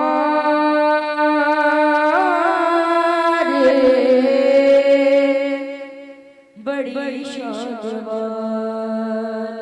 माशाल्लाह माशाल्लाह। नाज़-ए-किराम वक्फे से वापस आ चुके हैं और जी जी बिस्मिल्लाह तशरीफ़ रखिए बेटा। वक्फे से वापस आ चुके हैं और मोहम्मद इर्तज़ा बारगाहे रिसालत बाब में गुलहाए अक़ीदत पेश कर रहे थे। हमें ज्वाइन किया है, हमेशा की तरह हमारे इस प्रोग्राम की जान है और आप उनको देखना चाहते हैं। बड़ा अच्छा बोलते हैं और बात हो कुरान और सुन्नत की तो मुतालिया परवरदिगार ने इनको ऐसी सलाहियत अता की है कि आप मुतालिया किया हुआ है। हमेशा की तरह अल्लामा अथर मशदी साहब ने हमें ज्वाइन किया। अस्सलाम वालेकुम अल्लामा साहब, ऐसे मिजाज है आपके। और इनके साथ ही अल्लामा शबीर कादरी तशरीफ़ फरमा है, आपको भी खुश आमदीद कहेंगे। और हमेशा की तरह पाकिस्तान की बात करते हैं, पाकिस्तान की जान माल उसकी हिफाजत का आपने बेड़ा उठा रखा है। मेरी मुराद है जनाब यूसुफ पाकिस्तानी ने हमें ज्वाइन किया। यूसुफ भाई कैसे मिजाज है आपके? ठीक है यूसुफ भाई, आपसे ही आगाज़ करते हैं। पाकिस्तान में ईद आती है और एक ईद आती है परदेश में। पाकिस्तान की जो ईद है उसमें और प्रदेश की ईद में क्या फ़र्क है? अरे इतना फ़र्क है, ये हमने सारी गुजारी भी है ये ईदें भी। रब्बे काबा की कसम घर वालों की इतनी याद आती है कि ये किसी परदेसी से को पूछे, क्योंकि मैंने ये काटा हुआ है। हम ईद वाला दिन था, बकरा ईद का दिन भूखा मैंने गुजारा हुआ है और एक जगह जाके खाना खाने बैठता हूँ तो सामने वाला भूख लगी हुई है, खाने को कहीं से नहीं। खुददारी इतनी, रिश्तेदार रहते हैं, आता नहीं हूँ। ये मैंने खुददारी देखी हुई है, परदेश भी देखा हुआ है और इतना कटन है ये सिर्फ एक परदेसी इसकी जो ना वो बता सकता है। और जिसने जो चोट खाई हुई है उससे बड़ी कोई तर्जुमानी कर नहीं सकता, आंखों वाले से ज़्यादा अच्छी कोई तर्जुमानी नहीं कर सकता। और यही कोई लंगड़ा लूला उसको मजदूरी का सिर्फ उसको पता है। मैं और उसकी आप जो ना सिर्फ बात तो कर सकते हैं लेकिन उसकी मजदूरी को समझ नहीं सकते। और उस मजदूरी का वही मजदूर पाकिस्तान के ऊपर बात आ गई, साफ बात है। दुआए अल्लाह से, कोशिश भी है, काम भी पाकिस्तान के लिए करता हूँ, दिलो जान से करता हूँ। और इंशाल्लाह ये रमज़ान का सदक़े के, मैं अनपढ़ आदमी हूँ लेकिन यकीन मेरा रब की ज़ात पर है सारा। और माशाल्लाह इस बच्चे के लिए भी मैं एक बात बोलूँगा, बेटा तेरे लिए इंशाल्लाह सब गवाह रहना। इंशाल्लाह मैंने जो इस बच्चे के अंदर जो लो और जो इसकी उठान और उसके लफ्ज़ों की मतलब के मामलात, यहाँ पर बहुत कम लोग इस चीज़ को समझ पा रहे होंगे जितनी माशाल्लाह और इंशाल्लाह ये बच्चा जो ना आने वाले वक्तों में इंशाल्लाह परवान चढ़ेगा। अल्लाह बेटा आपको और आपकी आवाज़ को सलामत रखे। माशाल्लाह मुझे इसका अंदाज और कॉन्फिडेंस और उसका मतलब बात को समझना, इशारा समझना, आवाज़ को उठाना, ये बहुत सारी चीज़ें अफेक्ट करती हैं। खाली सिर्फ आए उसने आके पढ़ा और मैंने आया मैं आके बोला, मैं वो नहीं कर सकता। और यही हकीकत है। और हकीकत पसंदी जो ना अल्लाह की कसम इसी में कामयाबी है। जब आप किसी को देंगे कि बेटा आप हकवार हैं। मैं जी किसी दौर में अपनी फैक्ट्री में इनाम दिया करता था। मेरे पास एक बंदा आया बड़ा दूसरे स्टाइल का कि मेरा आप नाम क्यों नहीं लेते, हकीकत पर मबनी बातें करता हूँ मैं। तो मैंने उसको बोला, मैंने कहा यार वैसे तुझे कुछ चाहिए ना इनाम तो बेटा मुझसे भले तू डबल ले जा, वहाँ मैं अगर किसी को 1000 दूंगा तो मुझसे 5 ले जा, लेकिन तेरी जो झूठी तारीफ है ना वो मैं नहीं कर सकता। जो जिसका जो टैलेंट है ना, भले वो 6 महीने का मेरे पास बच्चा आया हुआ है, 6 महीने पुराना और तू 10 साल पुराना, लेकिन बात सच की करूँगा, हक की करूँगा। जो जिसका हक है वो दूंगा। और इसी चीज़ के ऊपर अल्हम्दुलिल्लाह अबूर भी है, काम भी किए और जानता भी। मैंने अपनी फैक्ट्री का नाम भी सर मिनी पाकिस्तान रखा हुआ था। और मैं वो शख्स हूँ जो अपने मुल्क और कौम के लिए जो हर वक्त ये सिर्फ सोचता है, सदक़े देता है अपने मुल्क और कौम के। इस दफ़ा सदका शुक्राना नियत है मेरी। अल्लाह पाक तेरा शुक्र, तूने हमें आज़ाद ज़मीन दी, आज़ाद सांसें लेने की। हमें जो हमारे बड़ों ने कुर्बानियाँ, सिर्फ खाली ऐसी बातें करते हैं जी ख़िलादत से सीन फलाना फलाना, झूठ है ये। और सच बोलो, जिन्होंने कुर्बानियाँ दी है पता उनको चलेगा, जिन्होंने जो बेवा हुई थी पता उनको, उनसे जाके पूछें उस वक्त क्या हुआ था। लोग आज बातें करते हैं नए पाकिस्तान की, क्या नया पुराना पाकिस्तान जिसके लिए लाखों कुर्बानियाँ हुई थी, क्या वो पाकिस्तान हमारा सलामत नहीं रहना चाहिए? फिर बेरोजगारी, बदअमनी क्यों? सबको चाहिए अमन, अमन की तलाश। मुर्शद, अमन की तलाश पूरे पाकिस्तान के लिए बात करूंगा मैं। अमन की तलाश के लिए निकला हुआ हूँ और सच बोल के निकला था। बहुत सारी बातें कर सकता हूँ, सबूतों के साथ बात कर सकता हूँ। सोचता हूँ अपने मुल्क और कौम के लिए, सोचता हूँ अपने 22 करोड़ पाकिस्तान 25 करोड़ आवाम के लिए, सोचता हूँ इनके मुस्तकबिल और कौम के लिए। अल्लाह की कसम हमारा मुल्क अंधेरों में जा चुका है, कोई बोले ना बोले। यूसुफ ने ये बात 9 महीने पहले बोल दी थी कि मुल्क अंधेरों में गिर गया, इसको उठाना कैसे, सारे आके मसाइल की बात करते हैं। इंशाअल्लाह ताला जब हम एक जगह जब खड़े होंगे इंशाअल्लाह अपने मुल्क और कौम के लिए, तो रब्बे काबा की कसम हर चीज ठीक हो सकती है, हर चीज ठीक हो सकती है। हम रोना धोना हमने सब बहुत मचा लिया। अमन की तलाश मुर्शद, अमन की तलाश, रोजगार की तलाश, खुशियों की तलाश, सबके लिए। सिर्फ यूसुफ पाकिस्तानी ने, अल्हम्दुलिल्लाह यूसुफ पाकिस्तानी की हिस्ट्री है जो दोस्तों में बैठ के बोलता था, जो आज अल्लाह का शुक्र है अल्हम्दुलिल्लाह सबके सामने बोला कि अपने मुल्क और कौम के लिए सोचता हूं, और अगर मेरे रब ने मौका दिया तो मैं एक दफा आवाज जरूर बनूंगा, वो भी अमन की। मुर्शद अमन की तलाश, रोजगार की तलाश, रोशन मुस्तकबिल की तलाश, सबके लिए, सबका भला सबकी खैर ऐसे नहीं। और मुर्शद दूसरी एक और बात जो मैं बोलता हूँ, हिंदू मुस्लिम सिख ईसाई सबको मेरा सलाम, क्योंकि है ये सबका पाकिस्तान, ये किसी मुसलमान का पाकिस्तान नहीं। मैंने हिंदुओं को भी प्यार करते हुए देखा, हिंदुओं को मैंने कसम खुदा की मैं ये बात बोलता हूँ कि हिंदू जो ना हमसे ज्यादा, बहुत सारे मुसलमानों से, ठेकेदारों से ज्यादा प्यार अपने पाकिस्तान से वो करता कि ये मेरा पाकिस्तान है। और बहुत सारे क्रिश्चियनों को और मैंने लोगों को मैंने देखा जो अपने मुल्क और कौम के लिए बड़ा कुछ करते हैं, लेकिन हम उनकी कभी बात नहीं करते। क्यों? कि वो कम है, लेकिन हक और सच कम भी हो तो ये अल्हम्दुलिल्लाह सच और रोशनी होती है आपका कि बात करते हैं पाकिस्तान की, लेकिन पाकिस्तान में जो इस दफ़ा 2023 की ईद आ रही है ये बड़ी परेशानियों वाली ईद है। परवरदिगार सबको अपने हिफ्ज़ व अमान में रखे, और जो गुर्बत की फ़िज़ा बुलंद हो चुकी है, वल्लाह आलम हम कहाँ जा रहे हैं। असलम भाई आज आपकी सालगिरह भी है, सबसे पहले तो आपको मुबारकबाद पेश करूँगा, और दुआ है कि परवरदिगार आपको इसी तरह ज़िंदगी में कामयाबियाँ अता करता रहे, अपनी बच्चियों के सर पे आप सलामत रहें, अपने बच्चों के सर पे सलामत रहें। क्या कहेंगे इस ईद पे जो मुश्किलात का सामना है नाज़रीन को? सरदार भाई बहुत मेहरबानी और नवाजिश तमाम मेहमानों का बहुत बहुत शुक्रिया। सेलिब्रेशन करना चाहा लेकिन क्या करें, फिर सही ज़िंदगी रही तो सेलिब्रेशन होती रहेगी, लेकिन इस टाइम हमारे जो हालात है ना वो सेलिब्रेशन करने पे जो है ना वो करते नहीं, क्योंकि वजह बताऊं कि हम सेलिब्रेशन करेंगे और आज भी बहुत से बच्चे ऐसे हैं जिनकी आज के दिन की सालगिरह होगी और शायद वो मेरा एक केक देख के जो है उनके दिलों में ये बात उनको ठेस पहुंचे, वो अपने वालिदैन के सामने शायद इस बात का इजहार ना कर सकें कि यार शायद हमारे पापा के पास कुछ होता तो वो मेरे नाम का भी एक केक ला कर काटते। तो खैर अल्हम्दुलिल्लाह अल्लाह पाक सबके नसीब अच्छे करे। वक्त आप सही कह रहे हैं कि बहुत ज़्यादा इस टाइम पर ख़राब है। अच्छा बेसिक वजह जो इसकी है ना थोड़ी सी बेरोजगारी है। थोड़ी सी नहीं सर, मैं इसके लिए सालों से बोल रहा हूँ, ये बात मैं इनकी बात को मैं आगे बढ़ा देता हूँ। ये जो खुशियाँ गम, बहुत सारी रिसर्च है मुर्शद, सबूतों के साथ बात कर रहा हूँ मैं, और अपने मुल्क और कौम के लिए बात कर रहा हूँ सर। सबका ये सबका है, सबका है, सबका है। फ़िक्र इंसानियत, फ़िक्र पाकिस्तान आई है, मास्टर मोहम्मद यूसुफ अंगूठा छाप। डिग्री नहीं, अपने मुल्क की और कौम की फिक्र रखता हूँ कि ये डूबी भी कैसे बाहर कैसे निकलेगी। आज आपने सोच लेके बात करता हूँ भाई, बहुत अच्छा मौजू उठाया कि हम ईद कैसे मनाएंगे।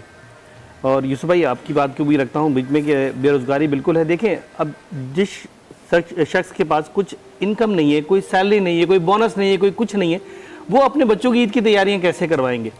फिर जैसे अभी असद भाई यहाँ से गए हैं, उनकी बड़ी सी बात थी कि बचत बाज़ार की बात हो गई। दूसरी, अब एक स्टॉल आप लगाते हैं और उसका जो है 10-10 हज़ार रुपये जब वो पैड करेंगे तो सस्ती चीज़ें कैसे देंगे। मतलब जब सस्ती चीज़ें मिलेंगी नहीं, आप अपने बच्चों की अच्छी शॉपिंग नहीं करवा सकते। अच्छा पहले ईद आया करती थी, आपने भी एक बचपन का दौर गुजारा होगा, बड़ा मज़ा आता था, घर वाले 4-4 सूट बनाते थे। आपको लगता है एक सूट बनाने की आजकल लोगों के अंदर सकत रह गई है?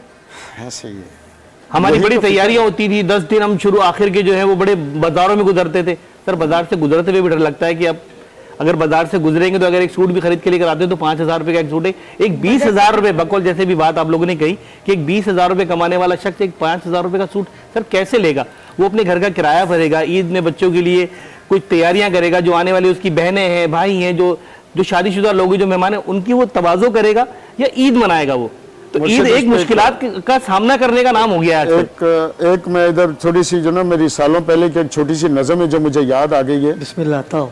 ये है मेरा प्यारा पाकिस्तान, अमीर परेशान, गरीब परेशान, मजदूर परेशान, किसान परेशान, सेठ परेशान, उसका वर्कर परेशान, सुनार परेशान क्योंकि दुकान में और रश नहीं है कोई। पहले जब तक ताजिर नहीं चलेगा, जब तक मेरे कारोबार मेरे मुल्क के नहीं खुलेंगे, इसके ऊपर से पाबंदियां निजायज नहीं हटाई जाएंगी, सर मरते जाएंगे सारे। और एक नहीं, आज बिजली नहीं है, कल गैस नहीं है, कल फलाना नहीं है। जब आज ये नहीं है, सीजन का टाइम, खुशियों का टाइम, तो आगे क्या होगा? फिक्र वाली ये बात है मुर्शद तो ये सबको फिक्र करनी पड़ेगी, तमाम जिम्मेदारों को फिक्र करनी पड़ेगी, तमाम बाशऊर लोगों को। ये मेरा मैसेज है सबको। ये खाली सिर्फ सियासतदानों का मुल्क नहीं है, ना ये किसी इदारों का मुल्क है, ये पाकिस्तान के करोड़ों लोगों का मुल्क है। ये इब्राहिम भाई आपकी बात को थोड़ा सा आगे लेके इस परेशानी से बाहर निकलना माजरत के साथ। असल में थोड़ा सा ना हमने उस रब का सहारा लेने छोड़ दिया है, सजदों से दूर हो गए हम। आप यकीन करें, जब तहे दिल से आप मस्जिद जाते हैं या रात के औकात में उस रब से आप कभी अपनी मुश्किलात, अब 1-2 रकात नफल आप अदा करें, 2 रकात शुक्रानी की नमाज अदा करें और उस रब से अपना जो है मसला आप कहें, तो बहुत सारे मसले हल हो जाते हैं। सबसे जो मेन चीज़ है ना, हम अपने इस्लाम से, अपने दीन से दूर हो गए। जब हम दीन से दूर होते हैं तो रिस्क में भी कमी आती है, जबकि रिस्क का वादा उस रब का है कि वो आपको भूखा जो है वो सुलाएगा नहीं, वो कहीं ना कहीं से वो आपको कहीं ना कहीं कुछ ना कुछ देता है। लेकिन आपके और आपके चैनल की तरफ से कहूंगा कि हम थोड़ा सा अपने दीन से दूर हैं, उस रब के आगे लौने लगाते हैं। भाई बड़ी अच्छी बात कही कि दीन से दूर है। अल्लामा अतहर मशहदी हमारे दरमियान मौजूद हैं, अल्लामा शबीर कादरी हमारे दरमियान मौजूद हैं। मैं चाहूँगा कि शबीर कादरी भाई आपसे ही आगाज़ करता हूँ कि दीन से दूरी, अच्छा हम नमाज में होते हैं, अमूमन सी बात है, मैं अपनी बात करूँगा कि मैं नियत करता हूँ नमाज की, लेकिन मैं नमाज में नहीं होता। बिस्मिल्लाहिर्रहमानिर्रहीम।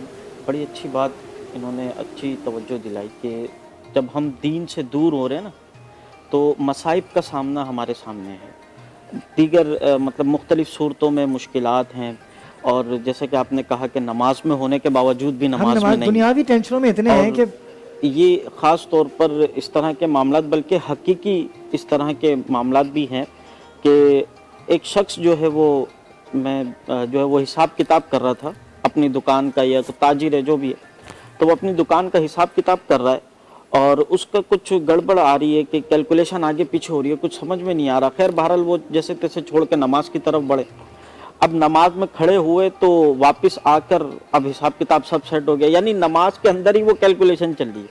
हालांकि मौलाए कायनात अलीउल मुर्तज़ा शेर खुदा करमल्लाहु तआला वजहुल करीम का ये फरमान है कि जब तुम नमाज पढ़ो तो ऐसी हालत हो कि तुम रब को देख रहे हो, बेशक बेशक, यानी दुनिया से मावरा हो।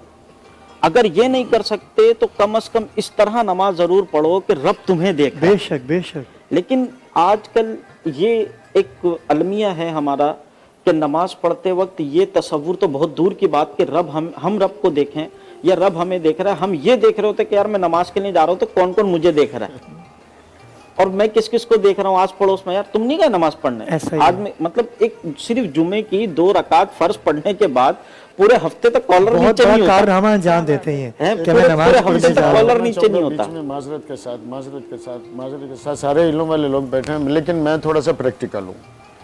मैंने इल्म वालों से सुना और मैंने प्रैक्टिकल किया, और इतनी अर्ज करूँगा मुर्शद, हमारे पास दीन की कमी तो छोड़ दें, आप साइड में करें। आप दीनदार तो पता नहीं कौन यहाँ बैठा हुआ और कौन नहीं बैठा हुआ, ये तो सारी साइड की बातें हैं। असल बात यह है कि हमारे अंदर जो कमी है ना, वो है ईमान की कमी।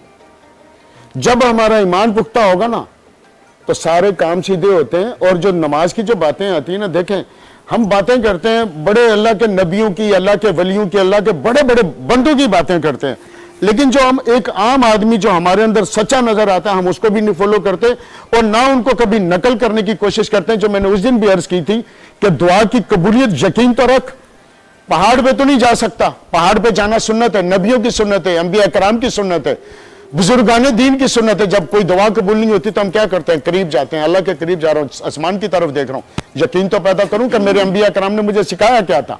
ये तो यकीन मैंने कर लिया कि वो नमाज कैसे पढ़ते थे, लेकिन मेरी नमाज तो ना ठीक ही, ये तो बाद की बात है। पहले अल्लाह से राब्ता तो करना शुरू कर ले, फिर कैसे राब्ते होते हैं। अल्लामा साहब ये तो कह रहे थे ईमान की मजबूती की बात है ना, तो ईमान की मजबूती तो आएगी ही जब ना कि उसके तकाजों का इल्म हो, बिल्कुल बिल्कुल वही उसके रिक्वायरमेंट्स का पता हो, उस रिक्वायरमेंट्स को पूरा कैसे करना है। क्या खूबसूरत। और ये सब चीजें जो है वो इल्म से ही हासिल होंगी।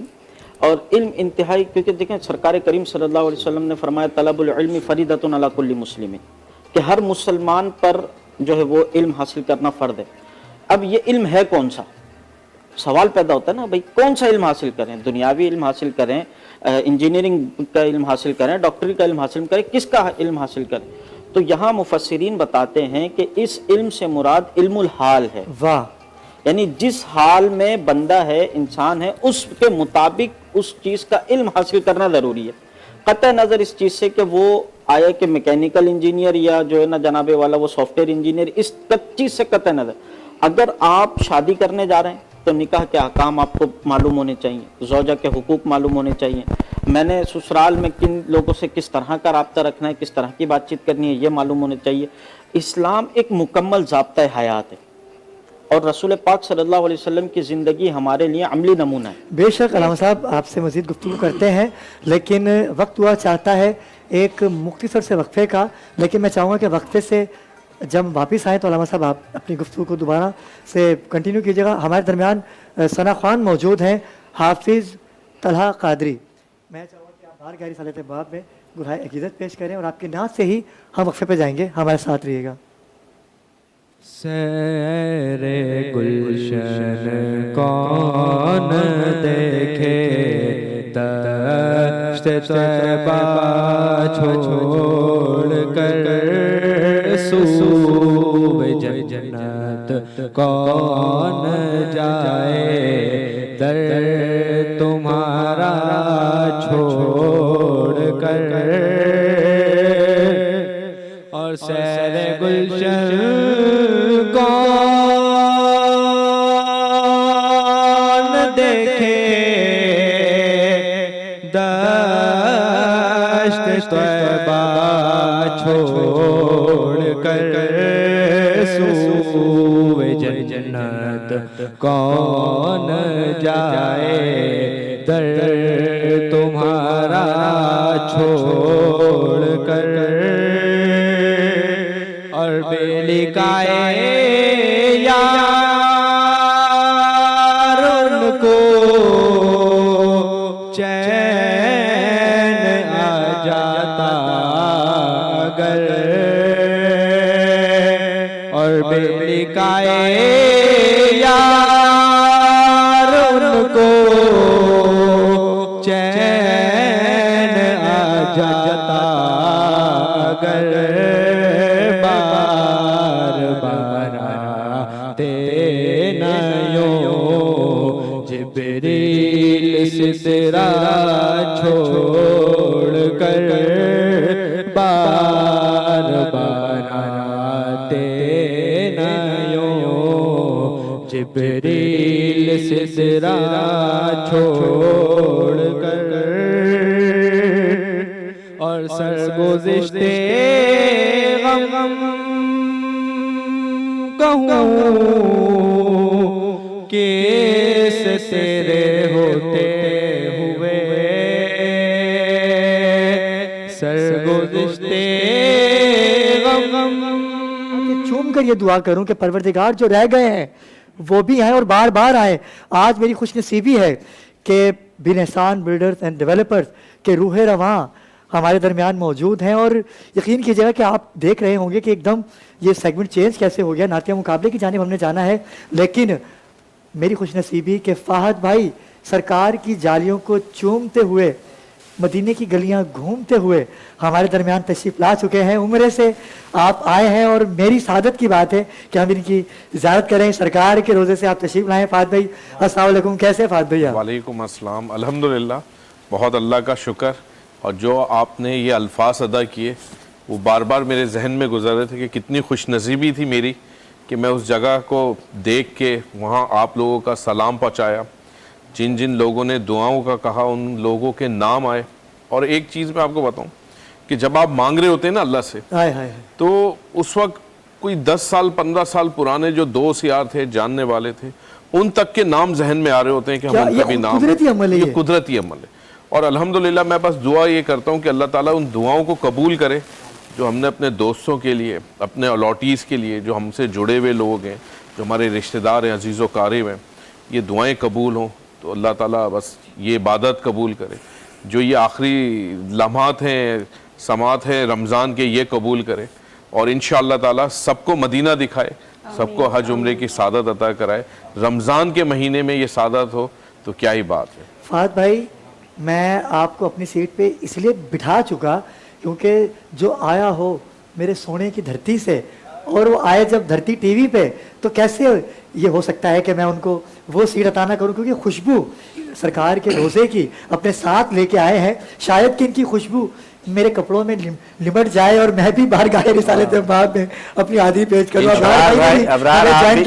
दिन एहसान बिल्डर की जान है। अबरार हसन भाई ने भी हमें ज्वाइन किया। जी अबरार भी क्या कहेंगे, अल्फाज भी मेरे पास, में कुछ बोल नहीं पा रहा। अबरार, मैं तो हमेशा से तुम्हारा बहुत शुक्रगुजार रहता हूँ, और जिन अल्फाज से, जिन अलकाबात से तुम हमें यहाँ लोगों को नवाजते हो, और जो तुम्हारी गुफ्तगू का अंदाज़ है वो वाक़ई जो है दिल को छू लेने वाला है। लेकिन मैंने तुम्हारी इजाज़त से फ़हाद भाई से आज कारोबार से हट के एक सवाल करना चाहूँगा। बिल्कुल, ज़रूरत, इजाज़त है, बिल्कुल। क्योंकि आज तो मैं होस्ट नहीं हूँ, देखिए आज तो नाज़रीन होस्ट हैं फ़हाद भाई, आज अबरार भाई, मैं तो मेहमान हूँ आपका। देखिए मैं कहाँ बैठ गया, अब आप सवाल कर सकते हैं फ़हाद भाई। मैं आप लोगों को नाज़रीन ये बता दूँ कि मैं इससे पहले भी अपनी ज़िंदगी के बारे में और सारी तफसील बता चुका हूँ, शायद आप लोगों ने इससे पहले ना देखा हो। ये हैं वो फ़हाद भाई जिन्होंने मेरा हाथ पकड़ के मुझे इस फील्ड में चलना था। क्या बात है, क्या और बात है। आज मुझे शहर में जो लोग भी जानते हैं इस प्रोजेक्ट के हवाले से, वो फैसल भाई और फ़हाद भाई का ये नज़र करम है, ये इनकी मेहरबानी है कि इन्होंने मुझे चलना सिखाया कि ये कैसे होता है। लेकिन इसके साथ साथ हमने इससे गुज़िश्ता बरस भी ज़ियारत करबला हमने की एक साथ, लेकिन इस साल आप उस जगह गए हैं जहाँ काबा छोड़कर इमाम हुसैन अलैहिस्सलाम करबला आए थे। आज आप उसी काबे में गए। जब आपकी पहली नज़र खाने काबा पे, अल्लाह के घर पे पड़ी, तो आपकी कैफियत क्या थी? देखिए अबरार भाई, मैं एक बात और बताता चलूँ। मतलब लोग ये कहते हैं, जितने भी हमने उलमा से सुना, कि आप पहली निगाह जब भी रखती है आपकी, आप जो दुआ करते हैं अल्लाह ताला वो कबूल करते हैं। तो हमारे एक दोस्त हैं, बल्कि हमारे अकाउंटेंट हैं, हाफिज़ एजाज साहब, उन्होंने कहा आप जब भी पहली निगाह रखें, आप उस वक्त अल्लाह से मांगें, वो आपकी पहली निगाह होगी। और मैंने जब भी निगाह पड़ती थी, मैं अपने साथ साथ तो मांगता था, लेकिन मेरे साथ जो टीम चल रही है, जो मेरे साथ लोग चल रहे हैं, जो बिन एहसान की इस वक्त फैमिली का हिस्सा बने हुए, उनके नाम खुद ब खुद आते थे। हमारे नाम भी, आपके नाम है, अबरार भाई का नाम आता था, तो आपका नाम तो हर सूरत में मैं लेता था। देखो अभी तुमने एक लफ्ज़ सुना ना कि जो भी कोई है हमारे साथ एक फैमिली है। बड़ी बात।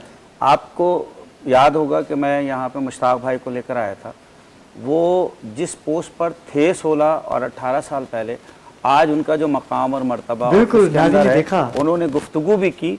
और ये फ़हाद भाई और फैसल भाई भी उनको मुश्ताक भाई कहते हैं।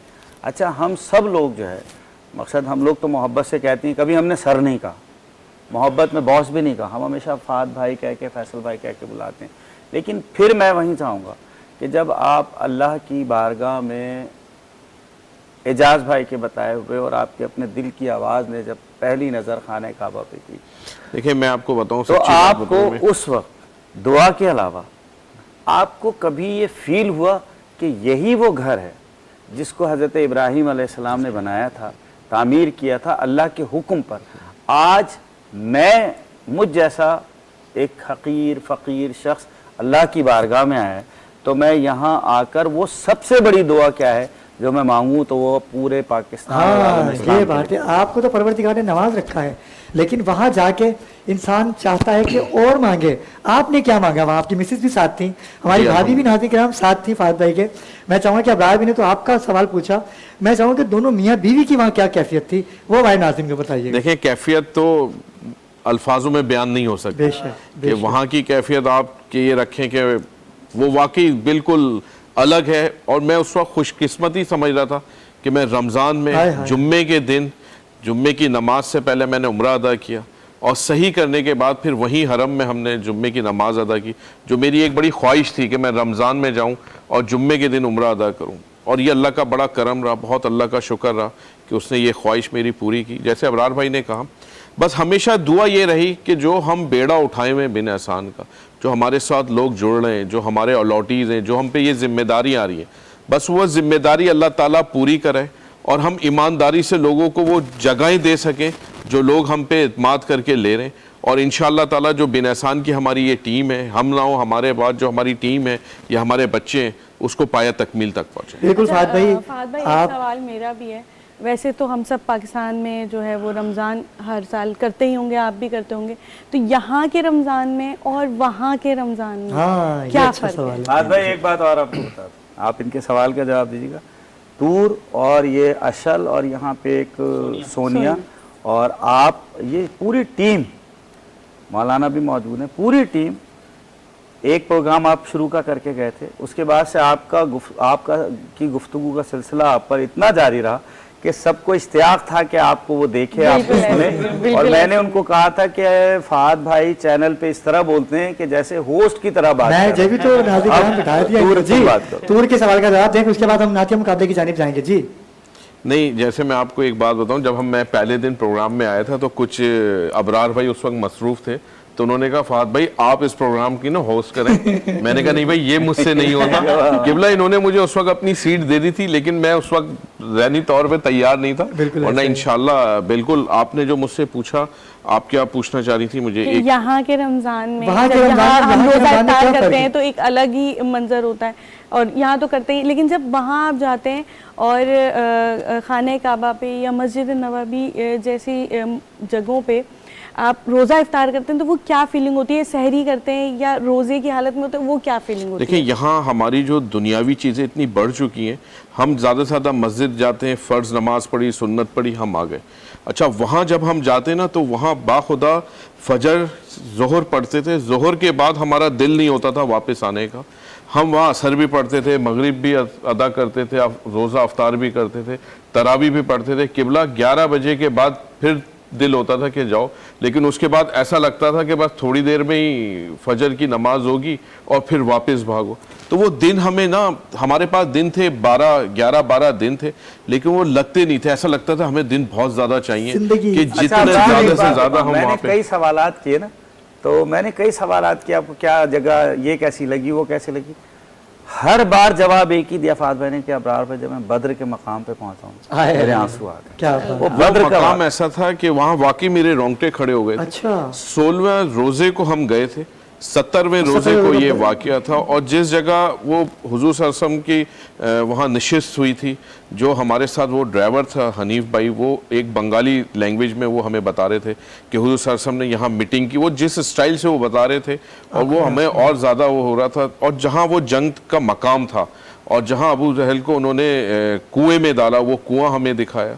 तो वाकई वो जगहें ऐसी थी। हम तो जब मदीने से गए, एसी गाड़ी थी, पानी पीते हुए हाथ में चाय का कप लेके जाए थे, लेकिन अगर हम उस वक्त वो तस्वुर करें कि उस वक्त हमारे रसूल किस तरह गए, किस तरह उन्होंने जंग की, क्या क्या चीज़ें उनके पास उस वक्त मौजूद थी, और इस्लाम का नाम वहीं से, उसी गज़वे से शुरू हुआ।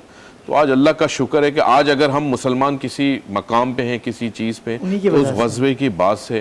बाकी मुझसे बेहतर जो है मौलाना आपको सही बताएंगे। जाएंगे, लेकिन खुशनसीबी की बात एक और ये है कि यहाँ छोटे फहद भी तशरीफ़ ला चुके हैं। रयान फहद, कैसे हैं फहद भाई के साहबजादे हैं आप, कैसे हैं आप क्यों नहीं गए अपने अब्बू के साथ, ये बताइए। असल में कुछ मसरूफियात थी। मेरे जो ताया होते हैं फैसल हसान, जो चेयरमैन है बिन हसान ग्रुप के, तो उनको भी साथ रखना होता है, तो इस वजह से मैंने आपके ऊपर जिम्मेदारी डाल के साहबजादे भी आए हुए आज, फैसल भाई के छोटे बेटे भी साहबजादे भी तशरीफ लाए हुए, वो बहुत दूर बैठे शर्मा रहे हैं, वो नहीं आए यहाँ। मेरी ख्वाहिश ये थी कि माँ बाप अभी करके आ जाएं, फिर इंशाल्लाह हज पे इरादा था सबका कि हज पे अल्लाह सबको साथ ही लेके जाए। तो इंशाल्लाह आप लोग के लिए भी दुआ है हमारी, हमें भी अपनी दुआओं में शामिल करिए। हज पे इंशाल्लाह सब साथ ही जाएं। खुशनसीब है वो बच्चे कि जिनके वालिदैन इतना नाम कमाते हैं, और यकीन कीजिए कि वालिदैन तो हमेशा अपनी औलाद के लिए मोहब्बतें प्यार रखते ही हैं। आपको पता है, जब तूर ने इनसे पूछा कि आपने क्या मांगा होगा, तो मेरा दिल ये कहता है कि सबसे पहले इन्होंने आप लोगों के लिए मांगा होगा कि हमारे बच्चों को इस काबिल कर कि वो जैसे हमने अपने माँ बाप का नाम रोशन किया, हमारे बच्चे भी ऐसे हमारा नाम रोशन किया। नाज़िर किराम, वक्त हुआ चाहता है नातिया मुकाबले का, जिसका बेसब्री से आपको इंतज़ार होता है, और क्यों ना होगा, क्योंकि आज बिन एहसान बिल्डर्स एंड डेवलपर्स के रूह रवां हमारे दरमियान मौजूद हैं, जो कि 27वीं शब को यहाँ पर होगी इनामात की बरसात। जैसे कि अभी अबरार भाई ने आपसे कहा कि हमारी टीम के जो 5 लोग हैं वो फहद भाई का इंतज़ार कर रहे थे, आज फहद भाई को नाज़रीन भी देख रहे हैं। तो अल्लामा साहब, आप लोगों की इजाज़त के साथ मुकाबले का आगाज़ किया जाए। बदर मुनीर बैनुल-अक़वामी शोहरत याफ्ता सना खान हमें ज्वाइन कर चुके हैं। फहद भाई, बदर भाई मुसलसल हमारे साथ मौजूद हैं और इंशाल्लाह बिन एहसान की जानिब से बदर भाई को भी इनामात के तोहफे दिए जाएंगे। और मुझे बताइए कि कैसे देखते हैं फाद देखो उम्रा करके आए, मुख्तसर सी बात कीजिए, आपका भी मौक़िफ़ ले ली जाए, फिर नाते मुकाबले की जानिब जाते हैं। पहले तो दिल की गहराइयों से मुबारकबाद। फिर मैं ये जैसे शायर ने कहा ना, आने वालों ये तो बताओ शहर मदीना क्या बात है, वाह वाह वाह वाह वाह। दिल आंखें और रूह तुम्हारी लगती हैं सैराब मुझे, क्या बात है। दर पे उनके बैठ के आबे जमजम पीना कैसा है। क्या कहने, क्या बात है। नाज़रीन किराम, नातिया मुकाबले का आगाज़ करते हैं और मैं चाहूँगा कि जो पार्टिसिपेंट यहाँ तशरीफ़ लाए हैं आज अगर वो मदीने की नात पढ़ें तो क्या ही लुत्फ़ आएगा। और हम ट्रिब्यूट पेश करेंगे अपने इस फ्लोर के, अपने प्रोग्राम के रूह रवां जो जान है। ये ना होते तो शायद मैं इस कदर कामयाबियों के सफ़र तय ना कर पाता। बेशक हमारे पास कोई स्पॉन्सर नहीं है, लेकिन हमारे लिए एक ही स्पॉन्सर काफ़ी है और वो है बिन एहसान बिल्डर एंड डेवलपर। जी, हमारे पहले सना खान तशरीफ़ लाइए, अपना नाम बताइए और एक शेर पेश कीजिएगा। अगर आप इजाफी शेर पढ़ेंगे तो नंबर काट दिए जाएंगे। बिस्मिल्लाह, कलाम पेश कीजिएगा, अपना नाम बताइएगा और कलाम पेश कीजिएगा। अस्सलाम वालेकुम, मोहम्मद हमजा रोज़ा मेरा नाम। इल्हाम की रिमझिम, क्या बात है, वाह वाह वाह। कहीं बख्शिश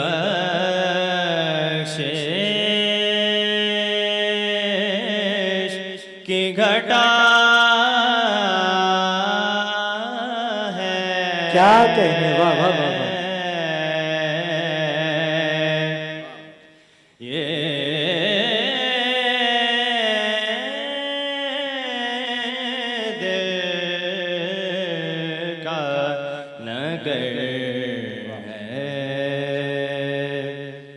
मदीने की फज़ा है, इल्हाम की रिमझिम, सांसों में महके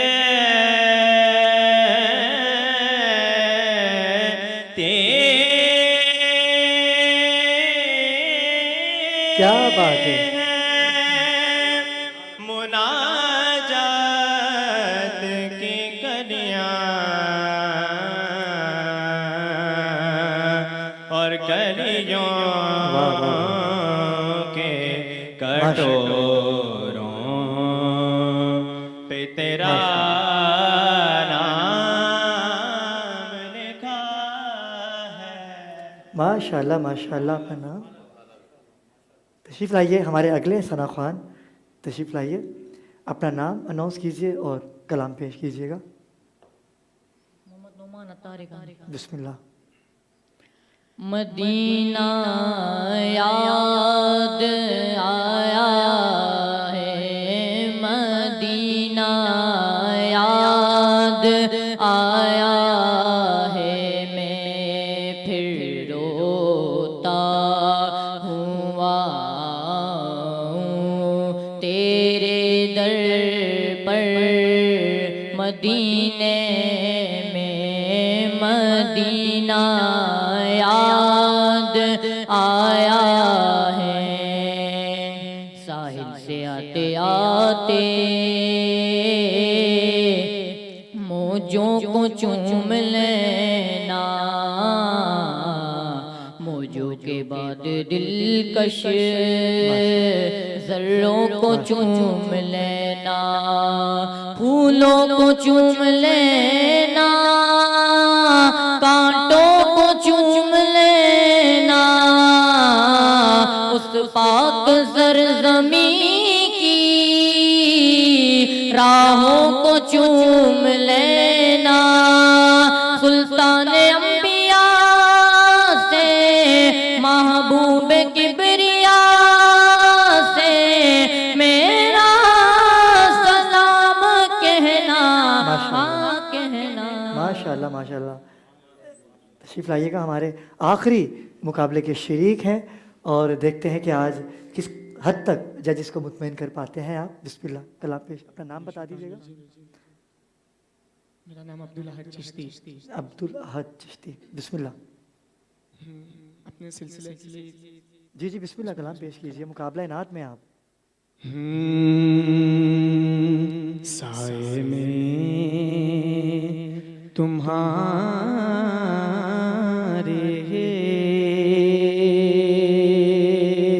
किसे मत ये हमारी है,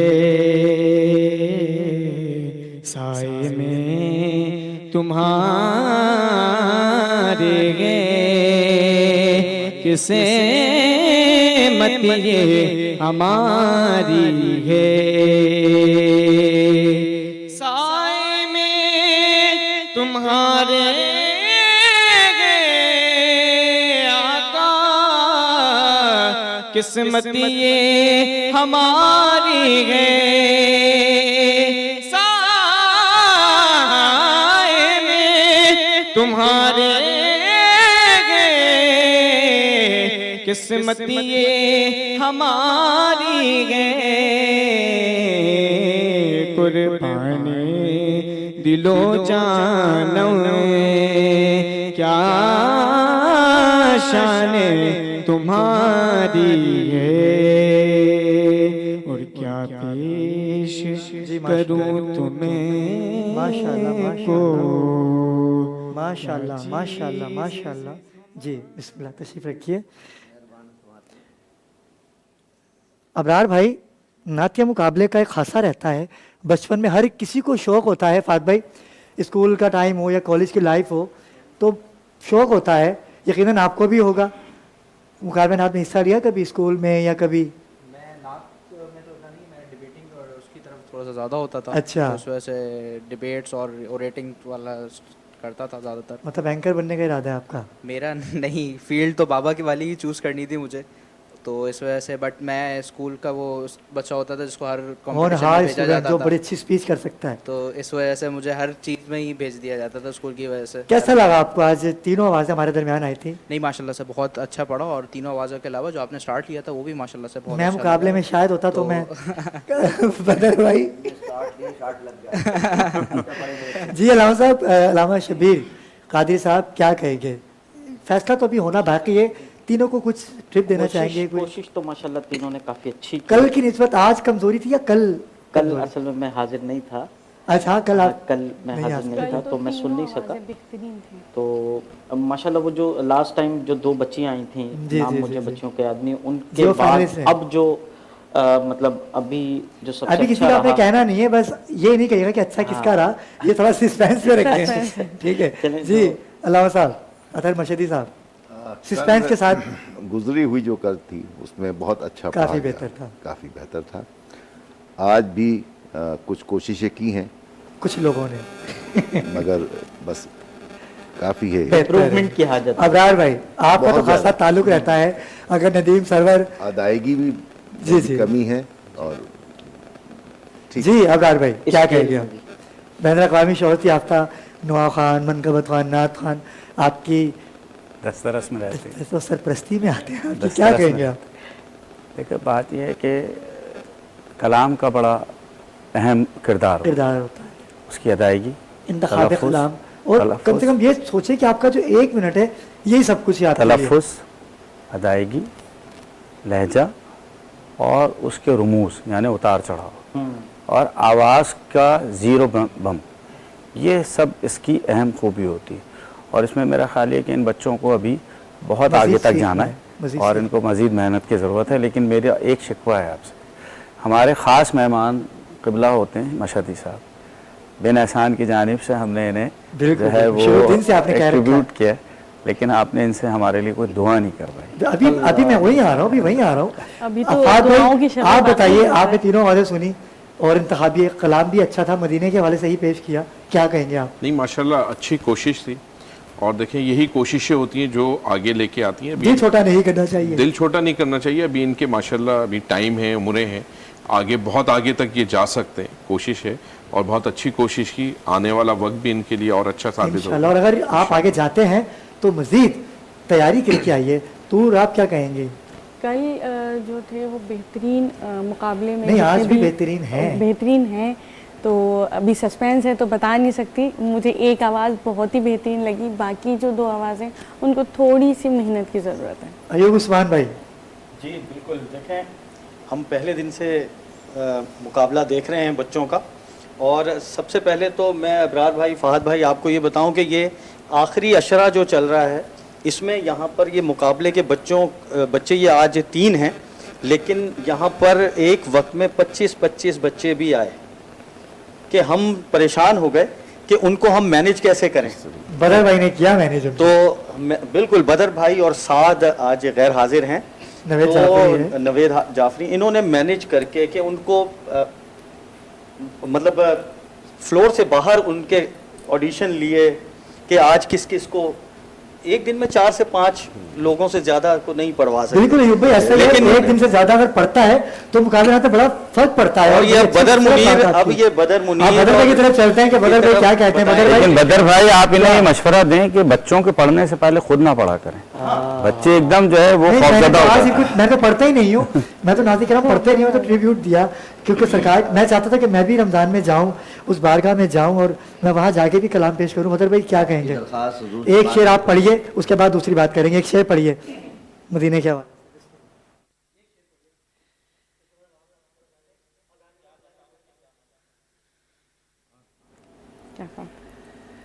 क्या बताऊं कि क्या मदीना है, क्या बताऊं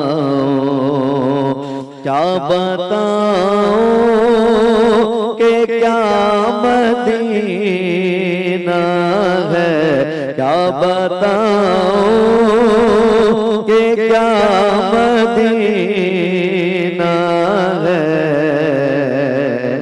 बस मेरा दिल और मेरी जान मदीना है, बस मेरा दिल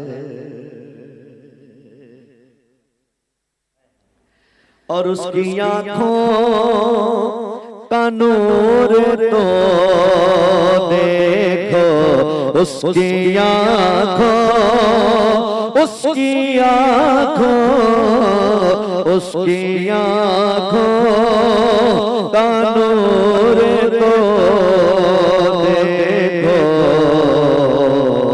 जिसका देखा हुआ मदीना है, जिसका देखा हुआ मदीना। जानिब से आपके लिए क्या बात है नाज़िर किराम? जी जी जी मर्ज कर रहा था, हमारे इन तीनों पार्टिसिपेंट ने हिस्सा लिया, अल्लाह पाक इनको तौफीक अता फरमाए। जो छोटे आप फरमा रहे थे ना मदीने का कलाम पढ़ा, अभी इनकी उम्र भी छोटी है, प्रैक्टिस भी कम है, और जिन्होंने पढ़ा साए में तुम्हारे हैं, किस्मत ये हमारी है, मगर मैं इंसर्ट करूँगा प्रैक्टिस बहुत कम तुम्हारी है। और जो जीतने वाला है वो जो पहले नंबर पे बैठा है मेरा भाई, उतार चढ़ाव के एतबार से, कलाम के सिलेक्शन के एतबार से, अलामा साहब की निगाहों से भी मैंने पढ़ लिया, उनका भी इरादा यही और हमारा भी इरादा यही कि वो पहले बच्चे ने बहुत अच्छा पढ़ा। बिल्कुल नाज़िर किराम, तो इसका मतलब है कि पहले बच्चे जो थे हमारे दरमियान आगे सफ़र करेंगे, फाइनल के लिए आपने क्वालिफाई कर लिया है, आपको बहुत बहुत मुबारकबाद पेश करूंगा। फहद भाई, अलामा साहब तशरीफ़ फरमा है, क्योंकि वक्त बहुत कम है, 2 मिनट है हमारे पास। मैं चाहूँगा कि आज आप उम्रे से आएँ और हमें इस प्रोजेक्ट के हवाले से बताइए कि ये जो प्रोजेक्ट है, क्योंकि आपने जैसे कि कहा कि मैंने अपने तमाम क्लाइंट को अपनी दुआओं में याद रखा, या यहाँ पर भी 2,40,000 का प्लॉट है। देखिए जब हमने जब स्टार्ट लिया था तो ये हकीकत में 2,40,000 का हमने प्लॉट दिया था, और जब इसकी टाउन प्लानिंग अभी यहाँ किसी भाई ना जरा देखते हैं ना इसको, क्या कह रहे हैं आप? ये जो नाज़िर खान देखिए राउंड अबाउट और इस कदर खूबसूरत, ये बनने से पहले ही इतना प्यारा हो चुका है टूर कि नाज़िर अगर देख सकें कि किस कदर खूबसूरत है ये। जी फातिह बताइए, नाज़िर पूछते हमसे। बिनहसान ग्रीन सिटी का फेज़ 1 है जो हमने सबसे पहले लॉन्च किया था, जो हकीकत में 2,40,000 का हमने प्लॉट दिया था, और आज 3 साल बाद जो हमने वहाँ डेवलपमेंट की, यूसुफ एंड सन राना इश्तियाक हमारे जो डेवलपर थे, बहुत अच्छे तरीके से उन्होंने मेहनत की कि उसकी रोड्स बड़ी कुशादा रखी, क्योंकि प्रोजेक्ट में सबसे मेन किरदार जो होता है वो मेन रोड इंफ्रास्ट्रक्चर का होता है कि जितनी कुशादा आपकी रोड्स होंगी, फुटपाथ होंगे। जैसे अगर आप देखें कि मेन सुपर हाईवे हम मौजूद हैं, ये हमारा 150 फीट का मेन गेट है और ग्रीन ये हाईवे का रोड है, ये हाईवे का रोड है। हाईवे के बिल्कुल साथ हमारा ये बिन एहसान का इनर हमारा ये रोड जा रहा है जो 150 फीट का हमने रोड बनाया। ये हेड ऑफिस है। वहाँ 3 प्रोजेक्ट हमारे इस वक्त मौजूद हैं। ये फर्स्ट राउंड अबाउट है, फिर सेकंड, फिर थर्ड राउंड अबाउट। आप ये देखें कि इस वक्त जो मशीनरी वहाँ काम कर रही है, फुटपाथ हम बना चुके हैं, बहुत चौड़े हमने फुटपाथ बनाए, ग्रीन एरिया हमने काफ़ी वहाँ ज़्यादा रखे, प्ले एरिया काफ़ी रखा। और इसमें सबसे अहम किरदार जो है वो डॉक्टर अब्दुल कदीर साहब का है, जो वो अपना डॉक्टर अब्दुल कदीर ट्रस्ट के नाम से एक हॉस्पिटल वहाँ हम बना रहे हैं, जो उनकी ज़िंदगी में हमने वो उनको हैंड ओवर किया था। नाज़रीन, ये था खूबसूरत पैकेज जो हमने चाहा कि फ़ाद भाई अपनी खूबसूरत आवाज़ में आप तक पहुँचाएँ। अलामा साहब, चाहूँगा कि बिन एहसान बिल्डर्स एंड डेवलपर्स के हवाले से, फ़ाद भाई के हवाले से आप भी कुछ कलमात अदा करें। आऊज़ु बिल्लाहि समीउल अलीम मिनश शैतानिर रजीम, बिस्मिल्लाहिर रहमानिर रहीम। बहुत से अब तक की ज़िंदगी जो गुजरी है उसमें हमने बिल्डर्स को देखा, डेवलपर्स को देखा, लेकिन अब तक की ज़िंदगी में एक ही नाम और एक ही पहचान जो फ़ाद एहसान साहब की है और फैसल एहसान साहब की है। इन्होंने जिस अंदाज से काम शुरू किया, इनकी नीयत में ये रहा कि मैं लोगों को फ़ायदा पहुंचा दूं। यह है कमाल की बात। क्या बात। जबकि इस काम में जो हमने अब तक देखा 99.99% कि लोगों से किस तरह पैसा वसूल किया जाए और अपने आप को कैसे डेवलप किया। पैसा लेने से पहले ही देखें, ये है आपका कमाल, इसमें कोई शक नहीं है। और मैं कोई आपके चेहरे देखी बात नहीं कर रहा हूँ, बिल्कुल हकीकी बात, सच्ची बात आपसे। अबरार, अहम बात और बताऊँ आखिर में, एक मिनट है, आखिरी मिनट है। ये खुद भी हमारे जो है वो इसमें अलॉटीज हैं और एक बड़ा एक ह्यूज अल्हम्दुलिल्लाह इनके पास मौजूद है वो। अच्छा, फ़ाद भाई ने जैसे कहा ना कि इसमें 2 लाख, ये 2,40,000 से शुरू हुआ और आज ये 22 लाख तक का प्लॉट इसके अंदर मौजूद है। 22 लाख भी है, 18 लाख भी है, 15 लाख भी है, 12.5 लाख भी है। और हम आप जैसे लोगों को 10 और 8 लाख में भी कर सकते हैं। लेकिन अहम बात ये कि इसी के सामने बिन एहसान ग्रीन सिटी जो है वो उसमें 595 का भी है। बिन एहसान ग्रीन वैली के अंदर जो है वो हमने 595 और 695 तक हम गए।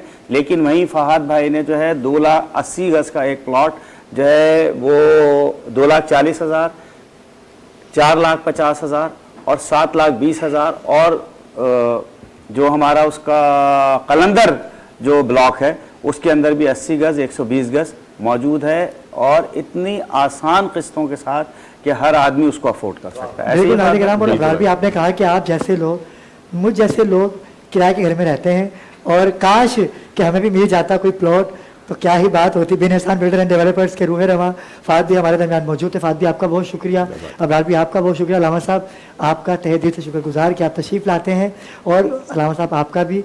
और आज आप साहबजादे फ़ाद हमारे दरमियान मौजूद है। अयूब भाई आपका और बदर भाई आपका और तूर, मेरा शुक्रिया अदा नहीं करेंगे आप तो साथ हैं। नाज़रीन, इंशाल्लाह आपसे मुलाकात होगी कल एक नए मौजू के साथ, एक नए टॉपिक के साथ। इंशाल्लाह अपनी दुआ में याद रखिएगा। और 27वीं शब की जो महफिल होगी इंशाल्लाह बिन एहसान बिल्डर्स एंड डेवलपर्स के भरपूर ताउन से पाकिस्तान की सबसे बड़ी नातिया महफिल होगी, महफिल समा होगी और नातिया मुकाबला होगा और इनामात की बरसात होगी। इंशाल्लाह आपसे मुलाकात होगी कल। जब तक के लिए अल्लाह हाफिज़।